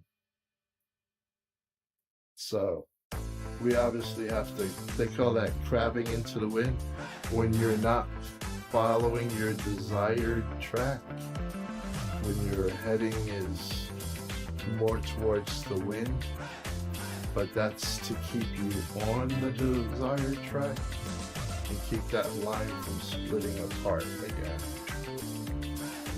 Alright. So, with all that said, where our heading is not the way that, I mean, we're not following the heading bug, but in case, I don't know, sometimes you need to get out of autopilot, out of GPS mode for some reason. So when you're not in heading mode, you could use the dial and rotate that heading to face where you're going. Or you could even rotate it to face your next, point on the plan, flight plan. Right now, we're desired track is 337. The next one will be 230. So we could decide to say, well, why don't we switch that to 230?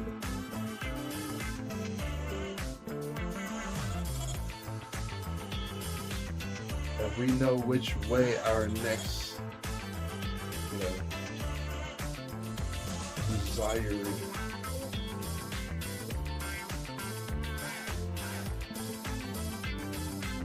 waypoint or desired track points, but it's going to take us 19.3 nautical miles to get to the point when we would need to make that turn anyway.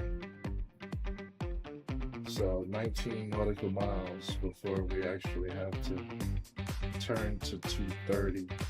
And it will be on that for 12.4 nautical miles to get to the next waypoint. All right, so getting ready to map these buttons. What's it looking like outside? It's nasty.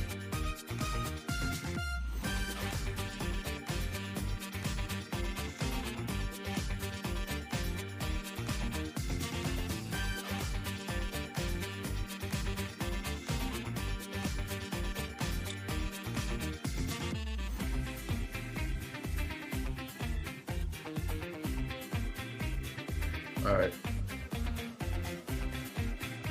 Yep, I had to do that homework in order to get sensible mappings around here. So, time well spent. I'm gonna continue on for sure. Why? Because the design is in my head and I didn't actually map it out. Like, I don't have a graphic. I probably need to screenshot and bring that into Mural and then actually, do it. I'm charging my headset because for whatever reason it was drained.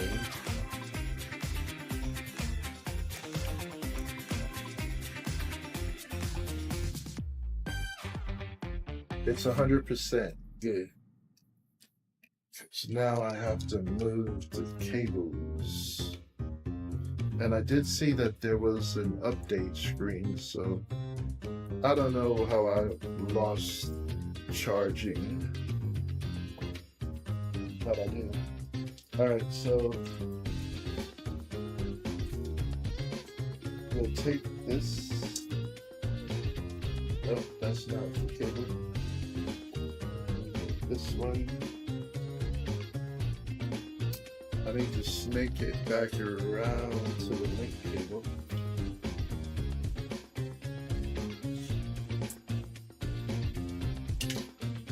So I can use PCBR and at the same time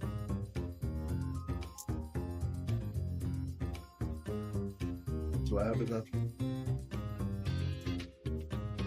slack?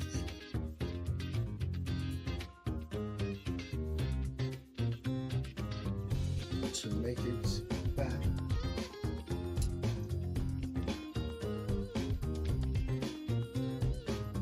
To the link cable.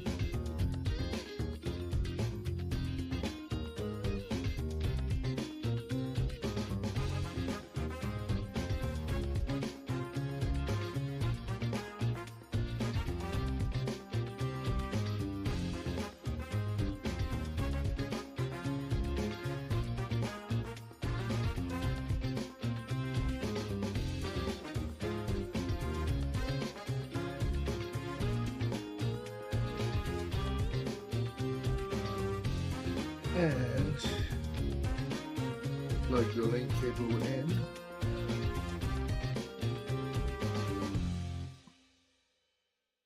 And double check that it's still check. Here.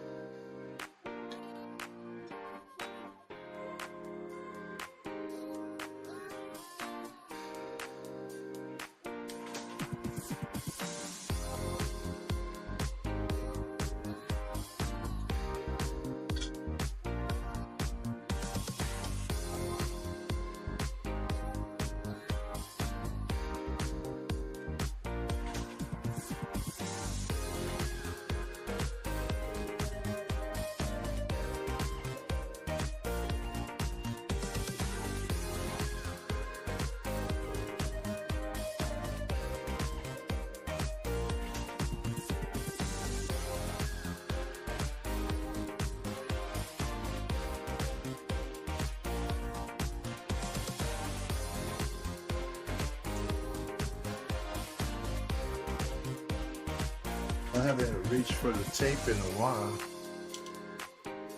but I need it.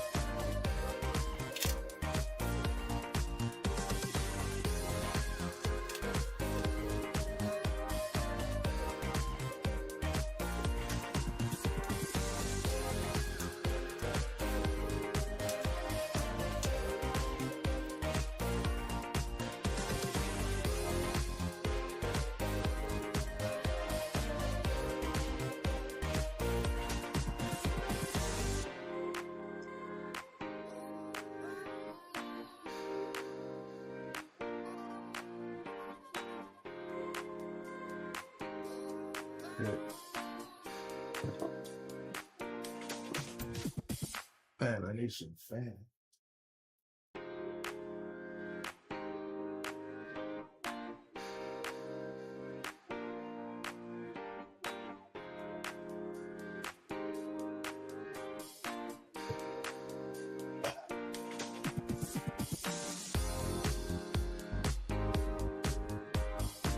Alright.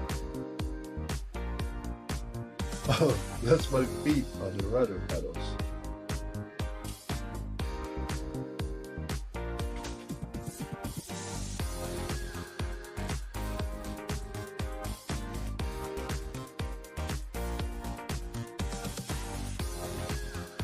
Sunrise in Princess Juliana.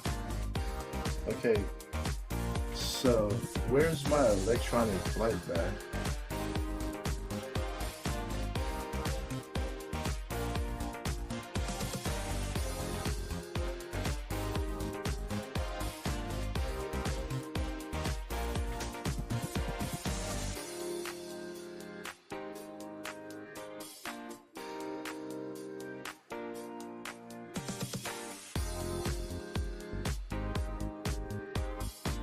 I'm in.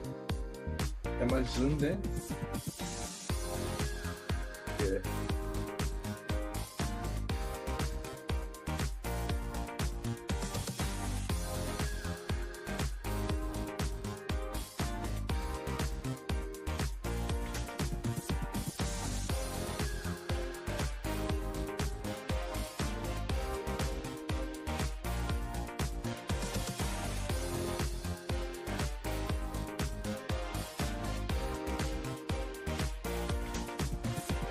Okay.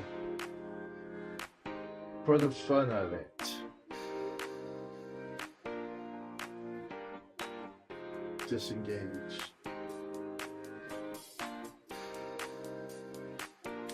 Whoops.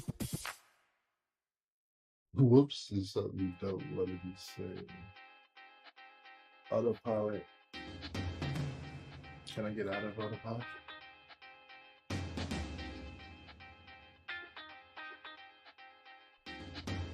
Check. Now, the question is, can I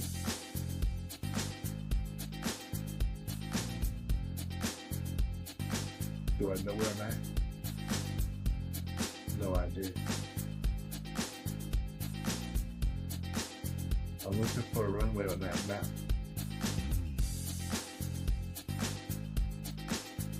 I'm pretty sure it's left.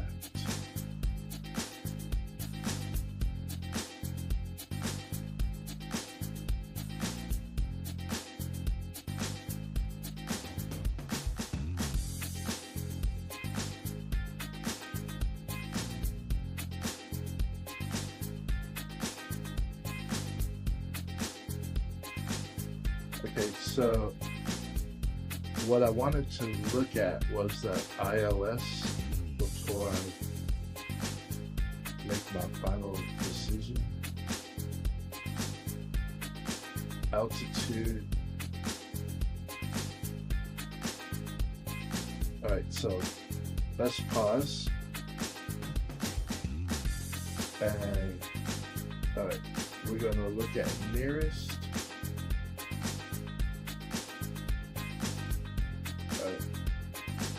Let's try to go to nearest, then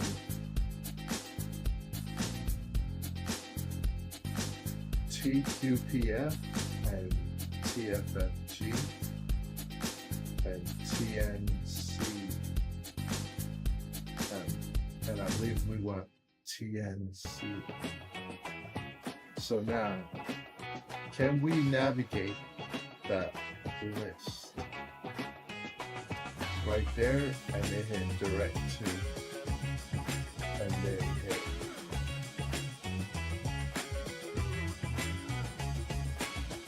activate, right? And then we need to look to see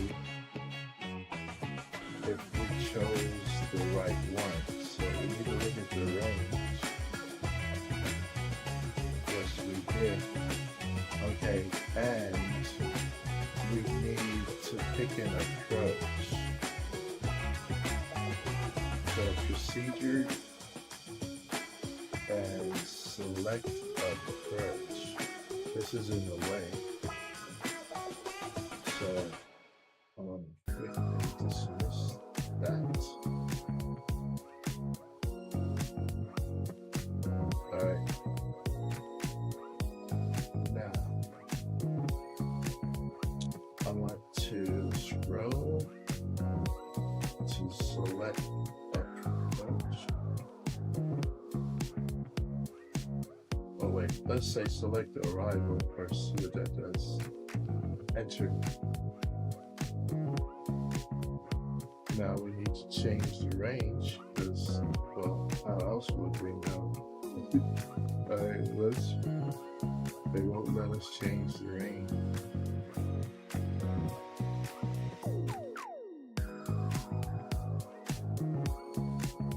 I do want to scroll because which is the one in question?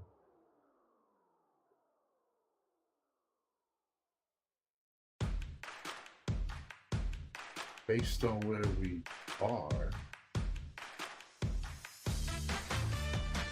I don't really want to fly backwards.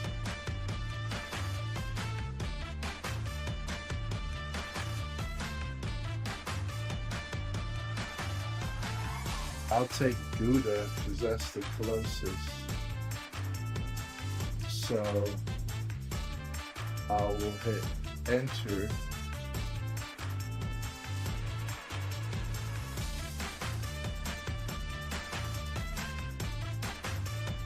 And then enter. I guess that's all she wrote.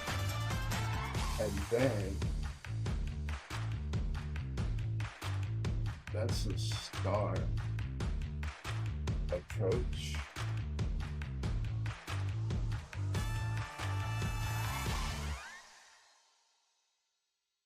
I see a Baki. Now that's okay. I need my glasses.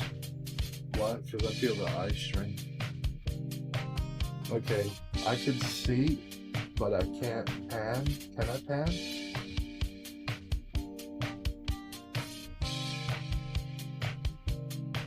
I would like the cursor to pan, but I'm looking for an ILS, but apparently they don't have it.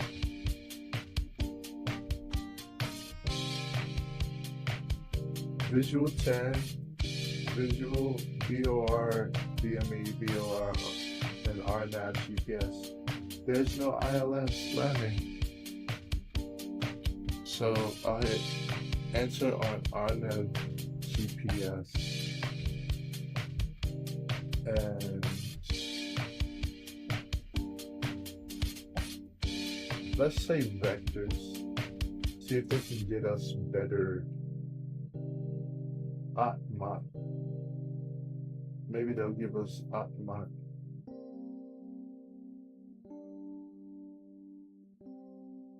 As a waypoint over here. I don't see Atma. Let's see.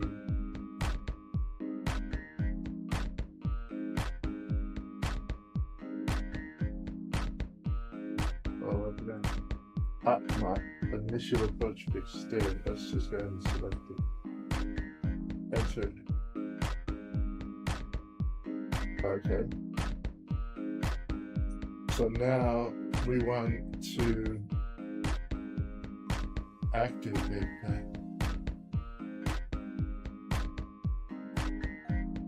Now, minimums, I don't know, but I guess I could turn it on. Barometer. That's it. Feet. Let's put 200. Enter. Sequence. Enter.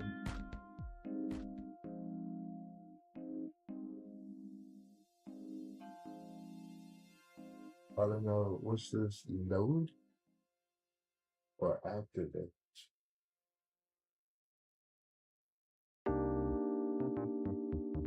Load.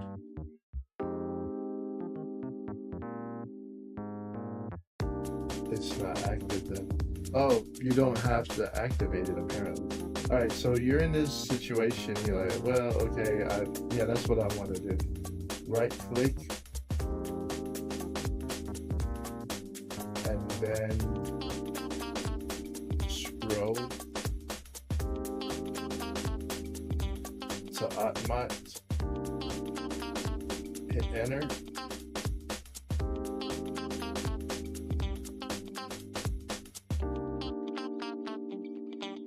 Raw acid. Screw that. Okay, so go back to the flight plan. Click on that button. Alright. I can scroll in.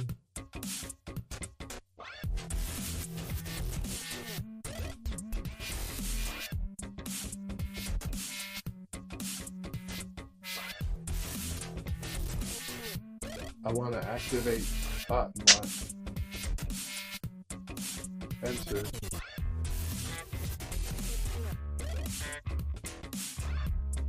Well, that's not doing it for me. That's giving me detail. So I want to go direct to. No, I want to go out of direct to flight plan.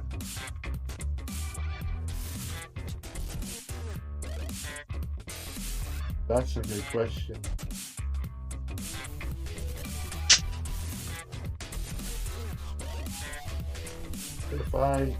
If I'm here and I right click and I see Automat, it's selected, and then I hit direct to there, and then I go activate. And now, what do I know? 271 degrees, 14.5 nautical miles. I need to be at 2,600 feet. Right? I put a minimum of 200. So now this is where it gets a little tricky. Okay, why? Because I want to turn on vertical path. If I can't practice iOS, at least I can practice RNAV. Okay, so I see you need to cross Automat at 2,600 and then Avaki at 2,600. Final approach fix lesser at 1,700, and then missed approach point in 5 nautical miles. I would like to dial something in there.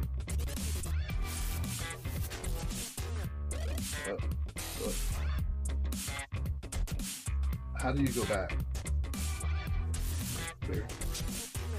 Go back to flight plan. How do you cancel?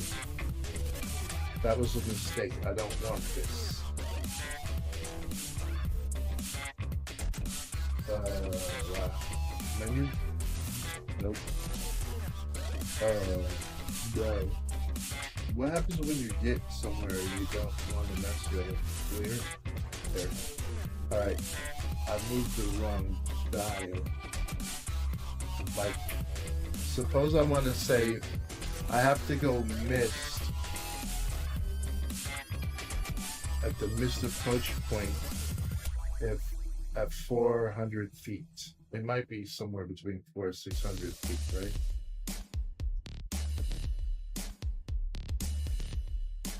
That's crazy. I don't want to scroll all day. 0. Move to the right and put it at 3. 4. And then enter. Alright. Okay, so that's good. So I've done that. Now what do I want to do? What's this? Nav direct. Activate. Vertical to 400 feet at map on. No. Cancel.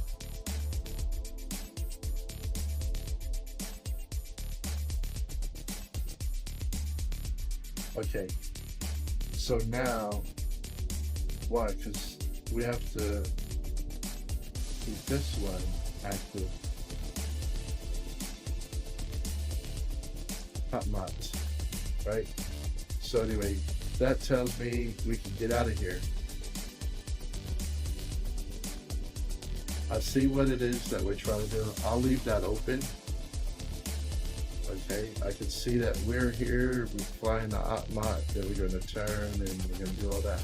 And I'm hoping that if I activate approach mode, right, so hit autopilot back on, we're at 2,600 feet, but we're descending.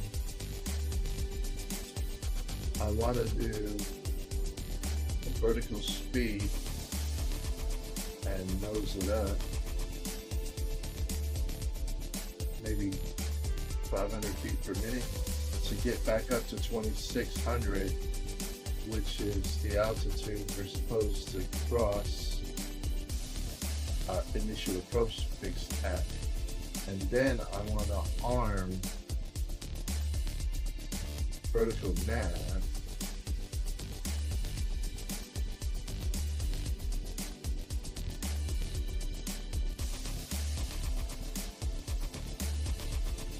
or maybe I have to do approach mode and then VNav. There's some kind of way.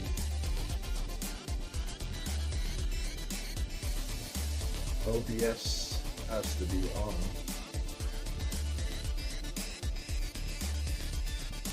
Right? And then we're already in nav, but VNav, I think VNav is supposed to give me the VPath. I don't know. We should have enough to get out of active pause.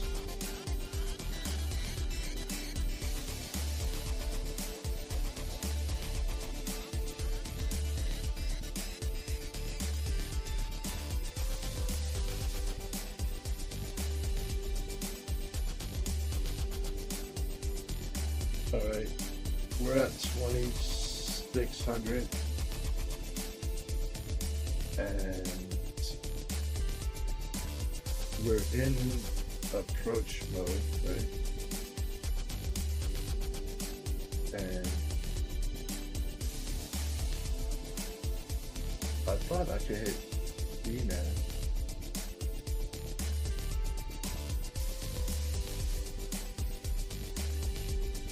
Now let's look at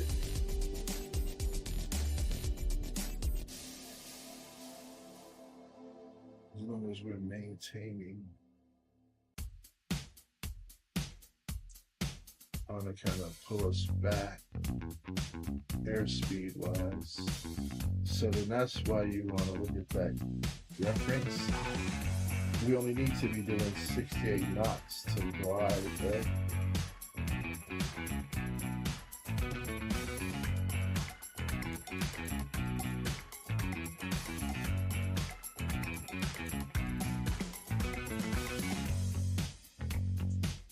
So it's kind of risky to try to get that close because we got a 21 knot tailwind right now.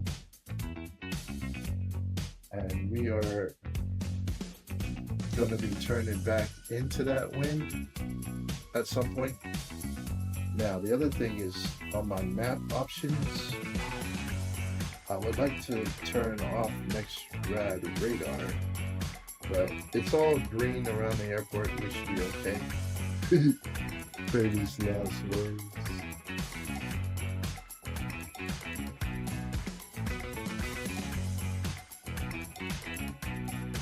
Only thing I'm concerned about, it's got us going to TF, okay, it is TNCM, okay, and this is the R9 GPS runway 10, okay, so we should be okay. It's just that the map.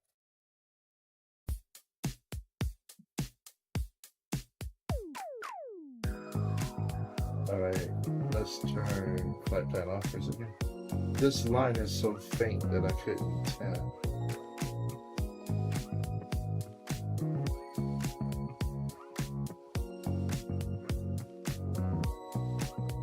But we're doing 96 knots with a tailwind over the ground, but we're at 65. I'm gonna give us some more. I think I might be safe and stay somewhere in the 70s.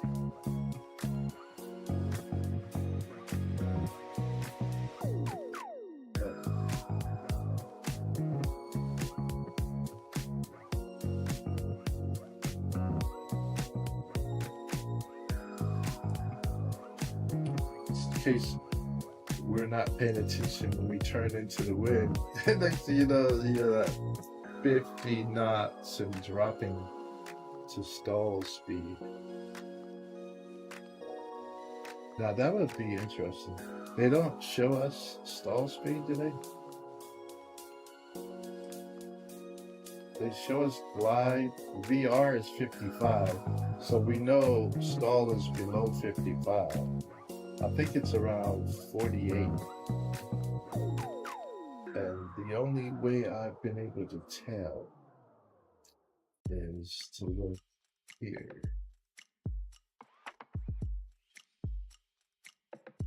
That if that's 40, that's 50, that's 60. Here's 55 VR. So that would be 48 knots or so to stall. So that's what I decided to go with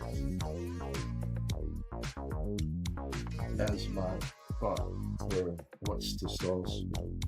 Okay, so glide 68. So if you come in around 65 knots, 68 knots on approach, you probably could.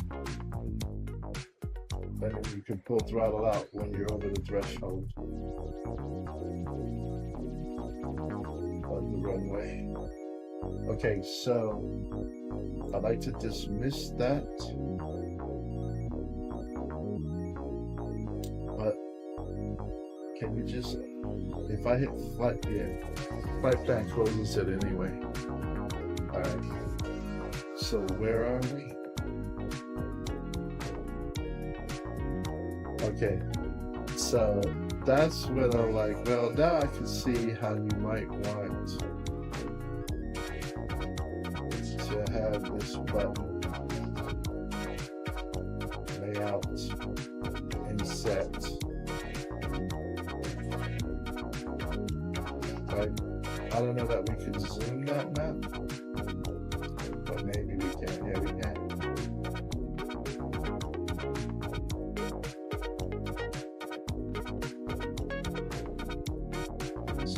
trying to see where we are with north up.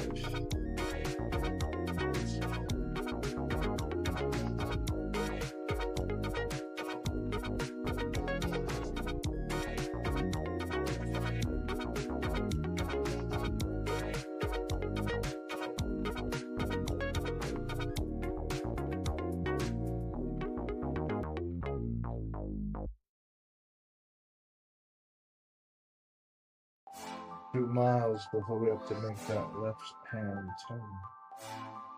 We're at 26. All right, 100 feet.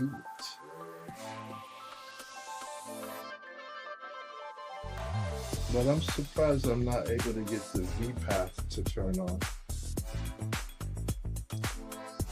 Approach, vertical speed by level change.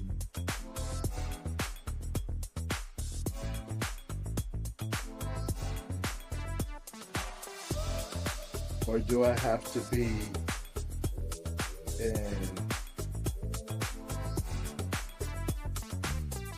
that level change and then hit do that?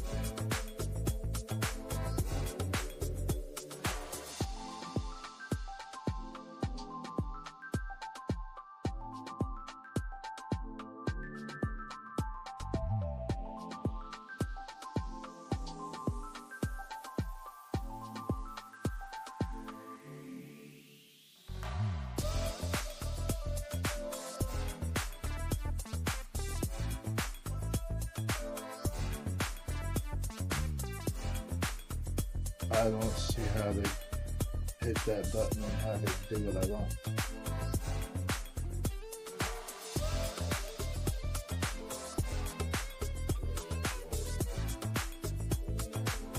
And the approach looks like it failed.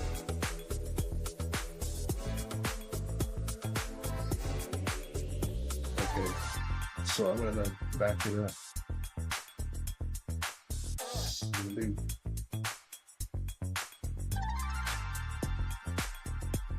Because it was just then when I started doing weird stuff. I want to make sure I'm in approach mode. I'm in GPS and approach.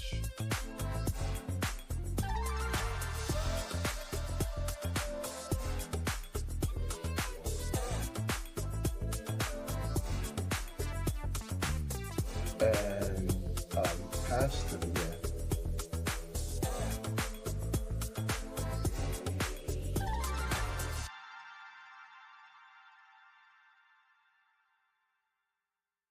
Where's Obaki? Right there.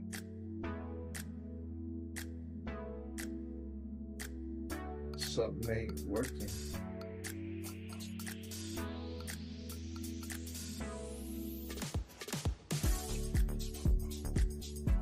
Autopilot on and autopilot approach.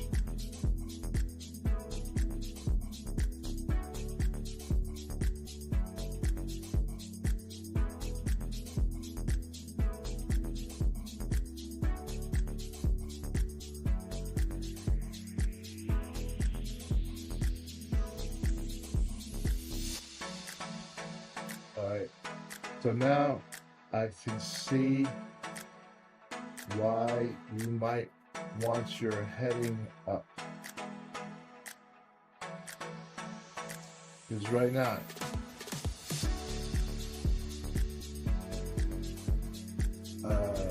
well, I know I'm on that line and I'm staying on that line, so that's telling me that I ain't doing what I want to do. And for whatever reason,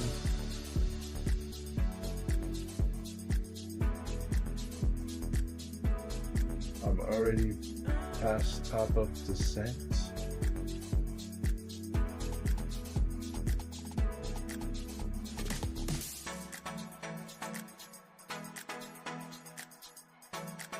Alright. Did they start getting it right?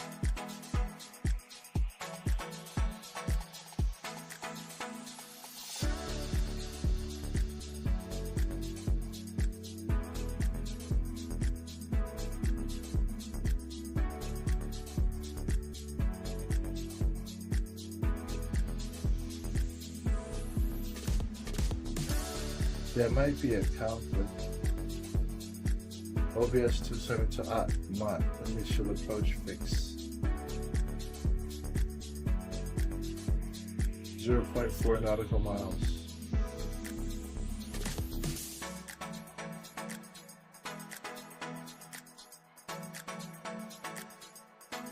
Now it's supposed to switch to Avaki.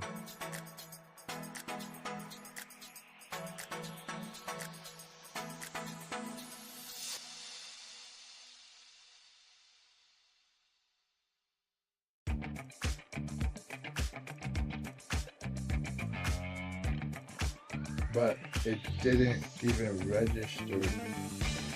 So how do you recover flight plan? Alright.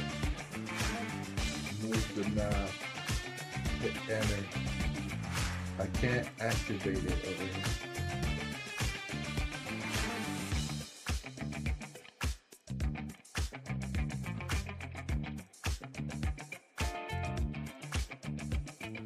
Right? No. Alright. I can't believe they would make you reach across the aircraft to do that.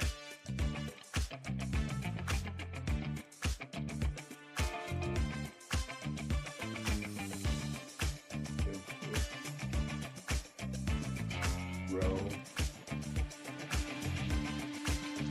Alright. Avaki. Enter. How do I activate?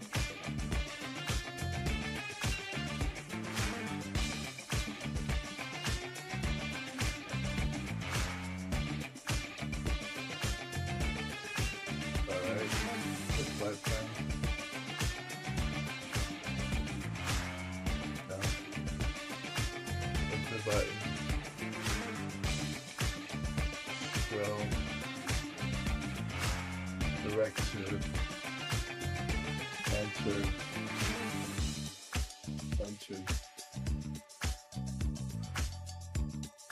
I'm in approach mode. Right? If I toggle approach,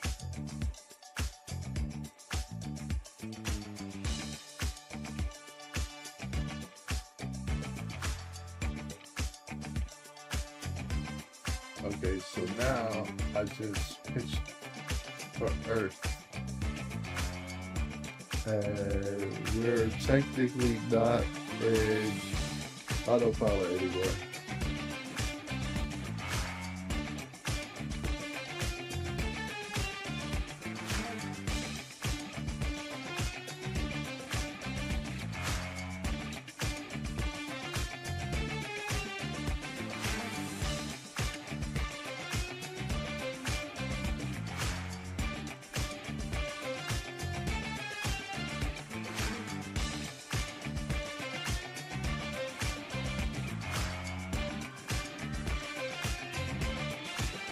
At least it tried to climb back up to get to that altitude.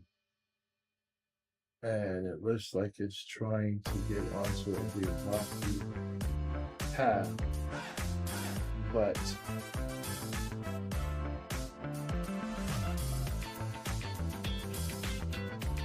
what is bothering me is that I see GP to the right for glide path when I have a rocky.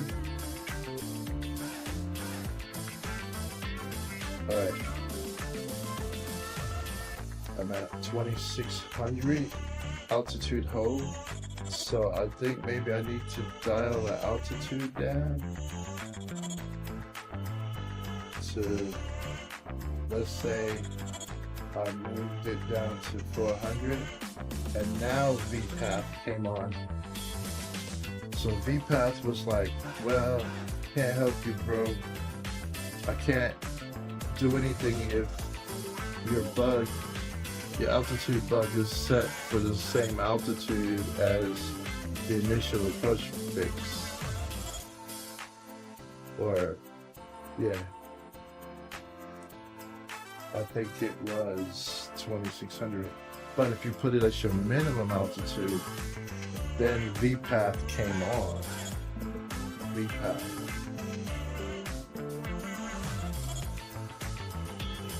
So that's what that problem was. But why it chose not to make that turn to Avaki is a concern. I'm hoping that it's going to turn at Avaki towards Lesser.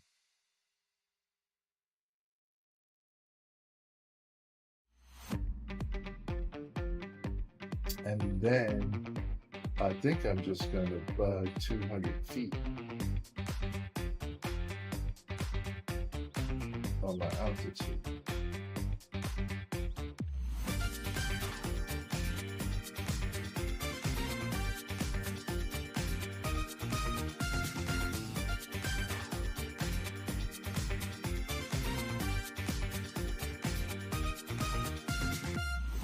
Now I'm thinking that at Avaki, okay, at Avaki I'm supposed to be at 2600, at Lesser 17, and then Mapon I said 400 is my, decision altitude at the missed approach point. But that might not be a decision altitude. I always wonder because they have a decision altitude and they have something else that it depends on if you're in RNAV or RNAV plus V and all this shit. But you need to be able to see the runway lights and be stable on your approach at that missed approach point.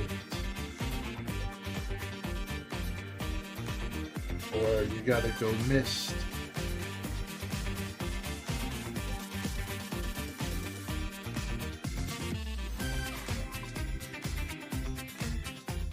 Alright, and there's a top of descent.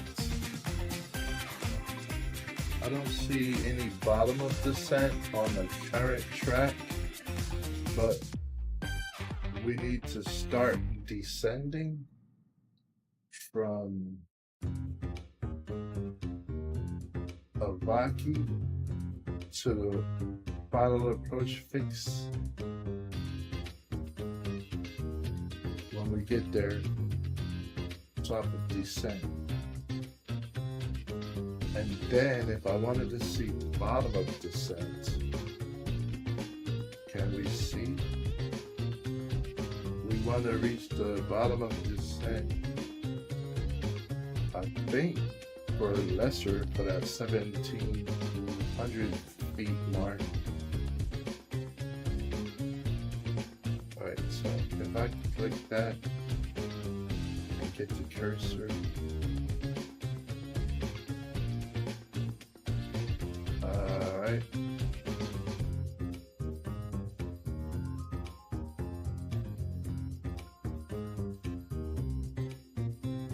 We're going to TNCM, right?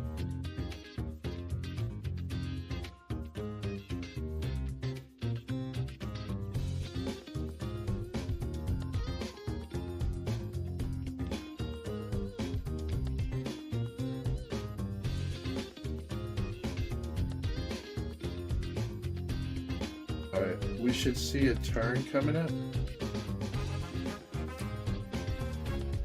That looks like we got a wind. This +5 and an arrow going down. Like, what is that?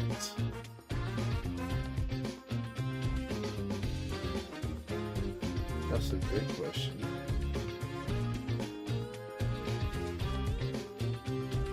Now I'm hoping, okay, they activated that leg so they know we're on approach.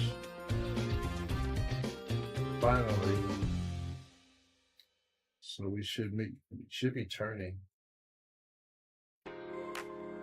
First, we can't see. So it's sort of pointless to look through the window.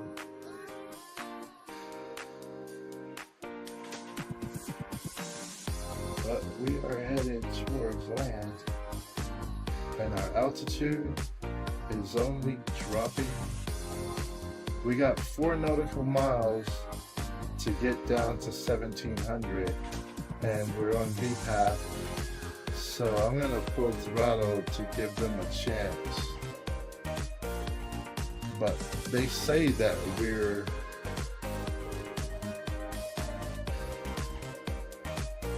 okay.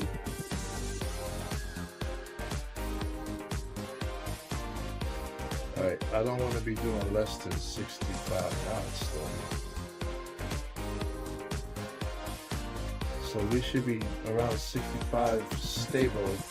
We're heading into the wind against the 22 knot headwinds.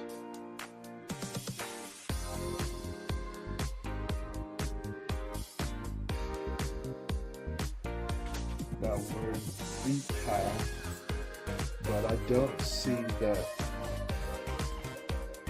we're not. I guess we have to be at or below 1700, or I guess at or slightly above, in order to pick up the glide slope.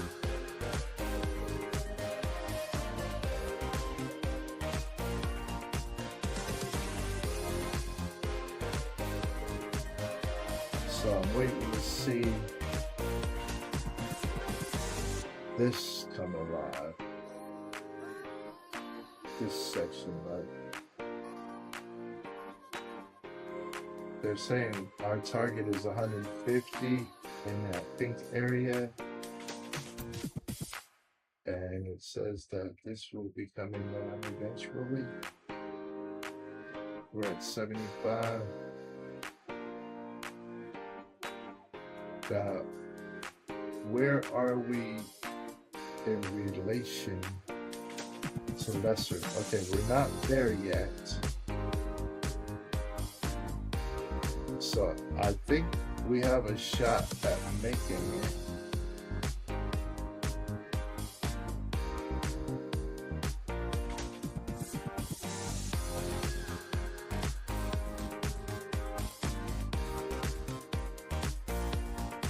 Look, we got a little slow, so I put some throttle back in. We want to have a nice stable 65-ish knots.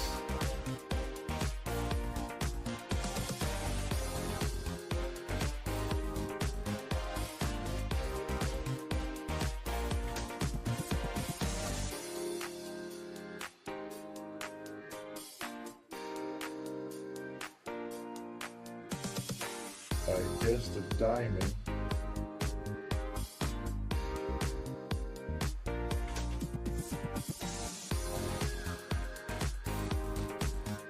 Alright, we're still descending at 250 feet per minute, 300.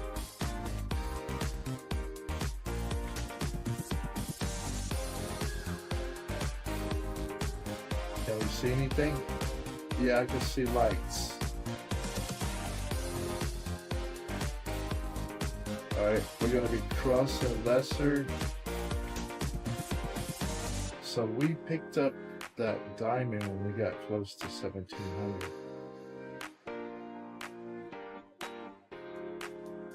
But we picked up a whole lot of airspeed because I had let too much throttle into the equation. So I just pulled back. As soon as it gets to 80, I'm going to put in 2 notches of flaps. And then we're dropping fast, so I'm gonna ease the throttle in so we don't get in stall range. And we should be trying to drop down. We just passed lesser, so now we're going towards the missed approach point, and we could see we got good lights, 2 and 2.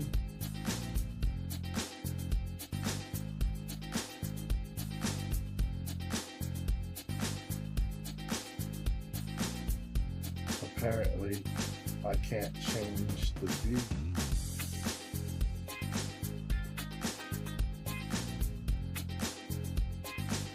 Let's get that drone over there. All right, increase drone speed. All right, I wanna.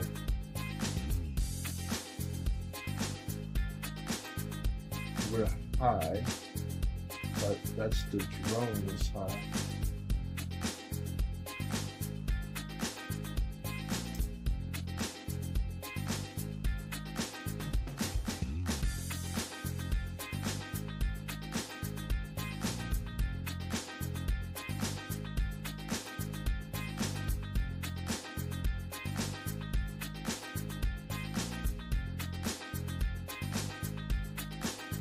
All right, so now we're a little low.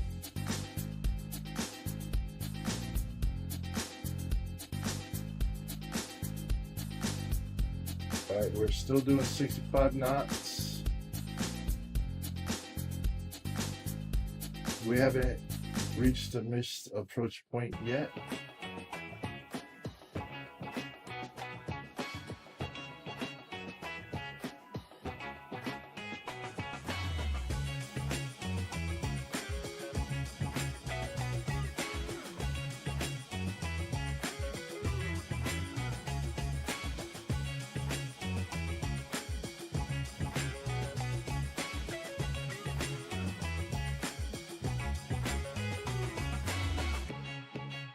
We are almost there.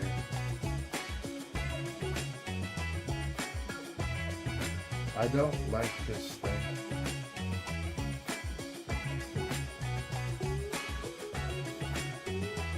We're at 63 knots.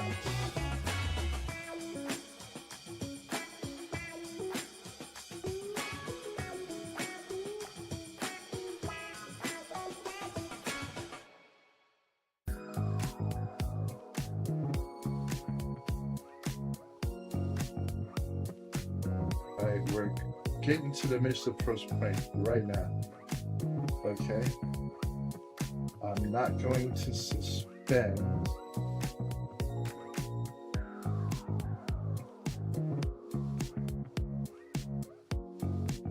We were trying to stall.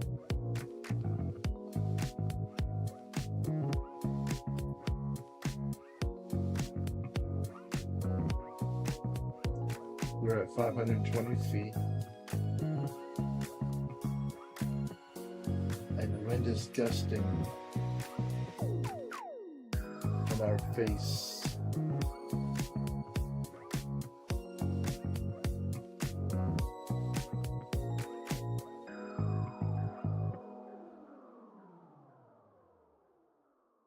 Drone.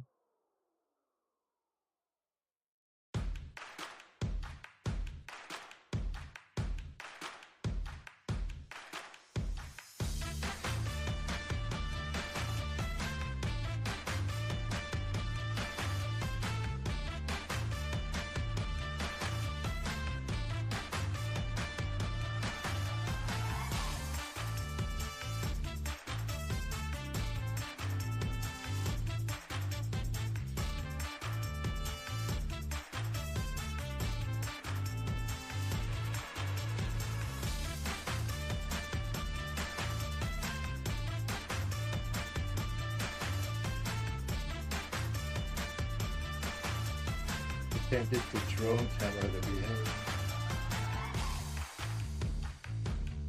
There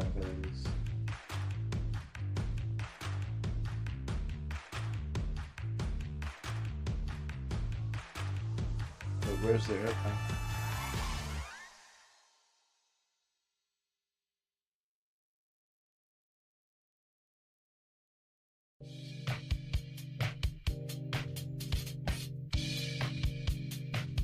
You might want to get on the runner. I think I'm down.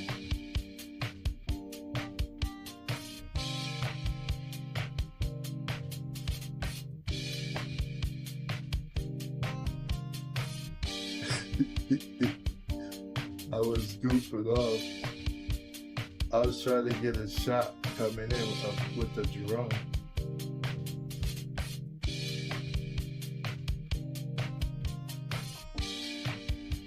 But we got down and we learned a little bit more about doing an instrument approach, a RNAV instrument approach, which was kind of fun. And now I gotta map buttons.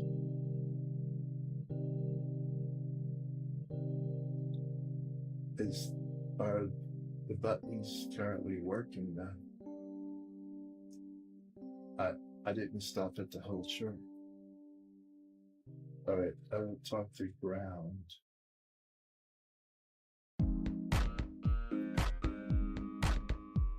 But if you're in this mode, like, where's air traffic control? I guess I don't have it open.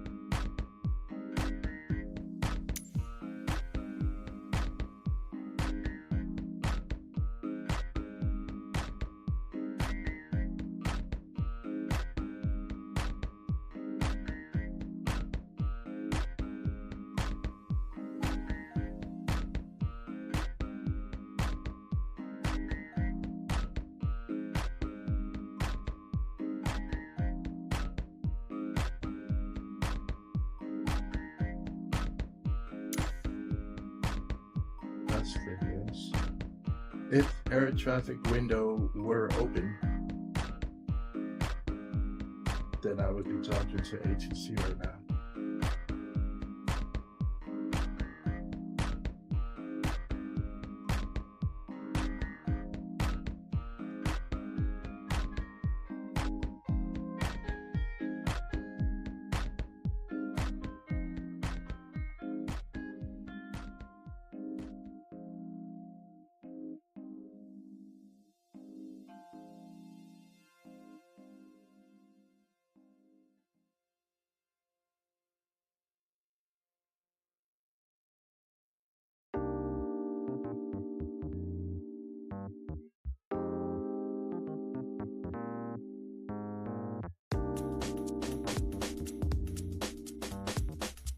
Okay.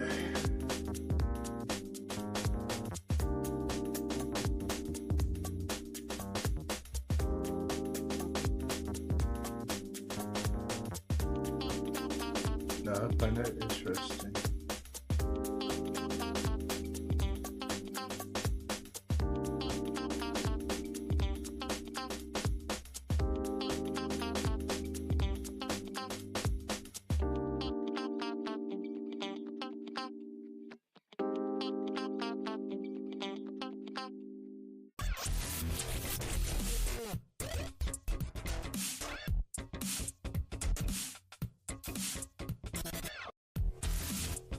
Okay, so why would that be the case?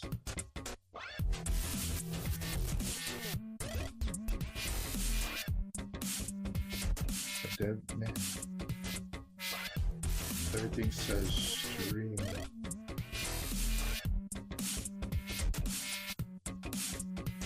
But not on my phone. Okay. Well,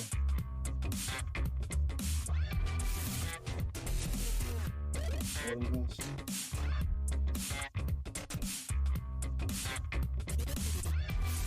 Okay, so now my stream is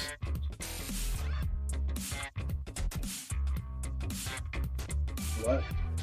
My stream is suspended for policy violations.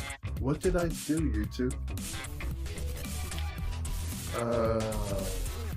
I'm gonna stop this stream and try to figure this out. What did I do? I don't remember doing anything wrong. What did I do, man? YouTube. I'm looking at YouTube and it says stream is suspended for policy violations.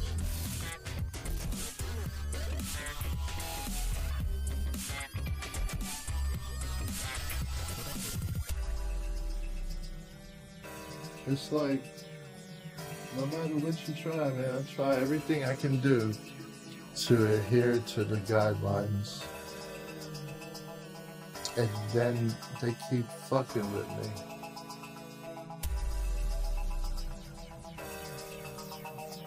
that shit's a negative feeling that overcomes you. It's like, okay, I'm using Clipchamp. Clipchamp is supposed to be, you know, the content IDs are safe for YouTube streamers. Then some random ass hawk shit gives me a content strike, and then I appeal, and then they remove it. I've filed about 5 or 6 or 7 or 8 appeals, and then they say, oh, well, the violation was less severe than we thought. And then they removed the strike, but my content's gone forever. But I'm streaming in triplicate, so I do have the original streams.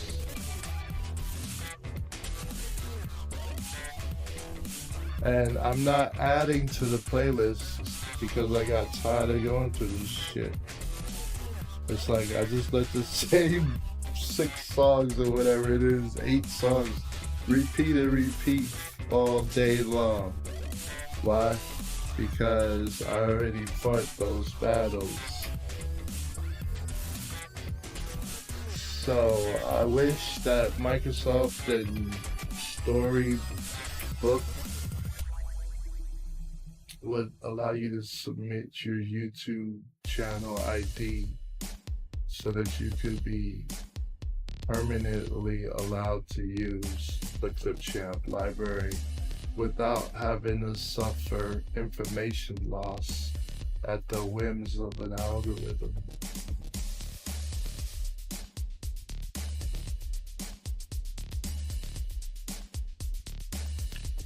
I'm already disappointed enough because I know there's places where you can play pop music. And so you come over here and you try to go for associated production music, you know, Clipchamp, Storybook. And it's like, the motherfuckers are still fucking with me. It says it again, man. Shit, stream on the net. Look at this shit. This shit is unconscionable. Can you see this shit? Let me make this motherfucker big. This shit is crazy. Stream unavailable. We're fucking with you again. Stream unavailable.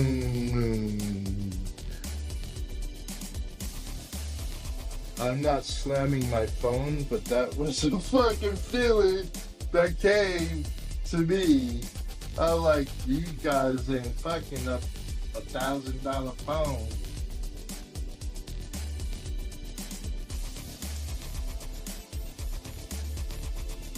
The fuck?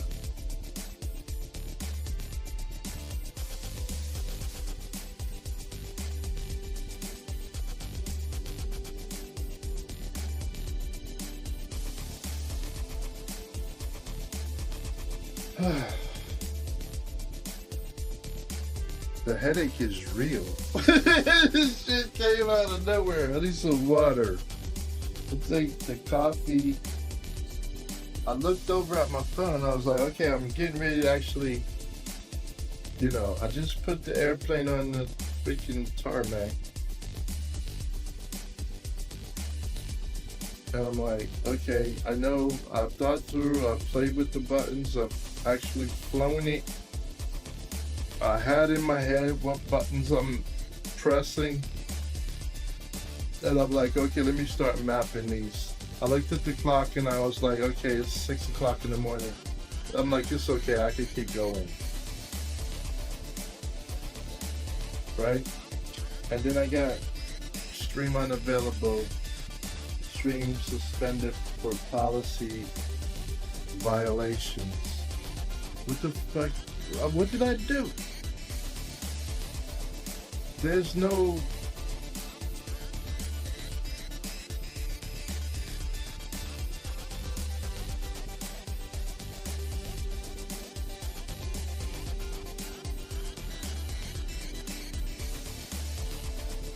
Let me go open my YouTube page. Channel content, your content has been fucking removed. It says that I'm live. Restrictions, none. Previous broadcasts, copyright. Let's look at this. I'm sitting here with Clip Champ music. Right?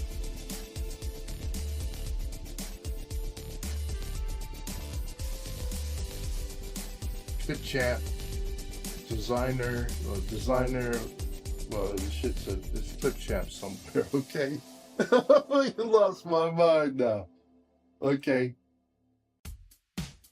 Now, I come over here, and this is not my... You want to see my Apple Music playlist that I'm not using? So you guys will leave me alone? I came out thinking, oh, you know what, I'm going to start streaming on YouTube. Yeah.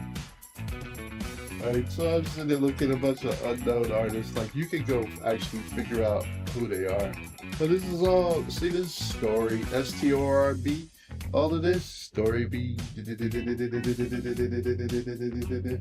All of that fantastic royalty-free music is coming from Funk Clip Champ, right? And I'm like, I deleted one song off of here already. I was pissed off. Hawk, I didn't even like the song. It was just a funky, it had some syncopation, so I let it ride on the playlist. But I went back to find out, I had to research. In fact, you can't even find out. You know how I found out what song the complaint was? And who the actual contest strike was? Because I'm simulcasting to Twitch and Facebook. Facebook gave me the details. They told me that it was Hawk, the song, and I even had the artist's name on behalf of the artist, right? So I was like, oh, okay. Let me go look at that. YouTube just like, let me delete your shit. And I'm like, well, I'm gonna follow the appeal, but even if the appeal is okay, they remove the strike because of some frivolous fucking claim, my shit's still gone. What? What? I don't understand. I don't understand. So I duly deleted that song. I made native the artist name, and anything on that list that ever shows up ever, that name will be deleted. Never will I play that song or any song like it, right? So I was like, well, I'll just leave this list alone and just let it loop and loop. And I will never add to it. It's just something to keep me going while I'm sitting here figuring stuff out and showing the kids how to do it. Right?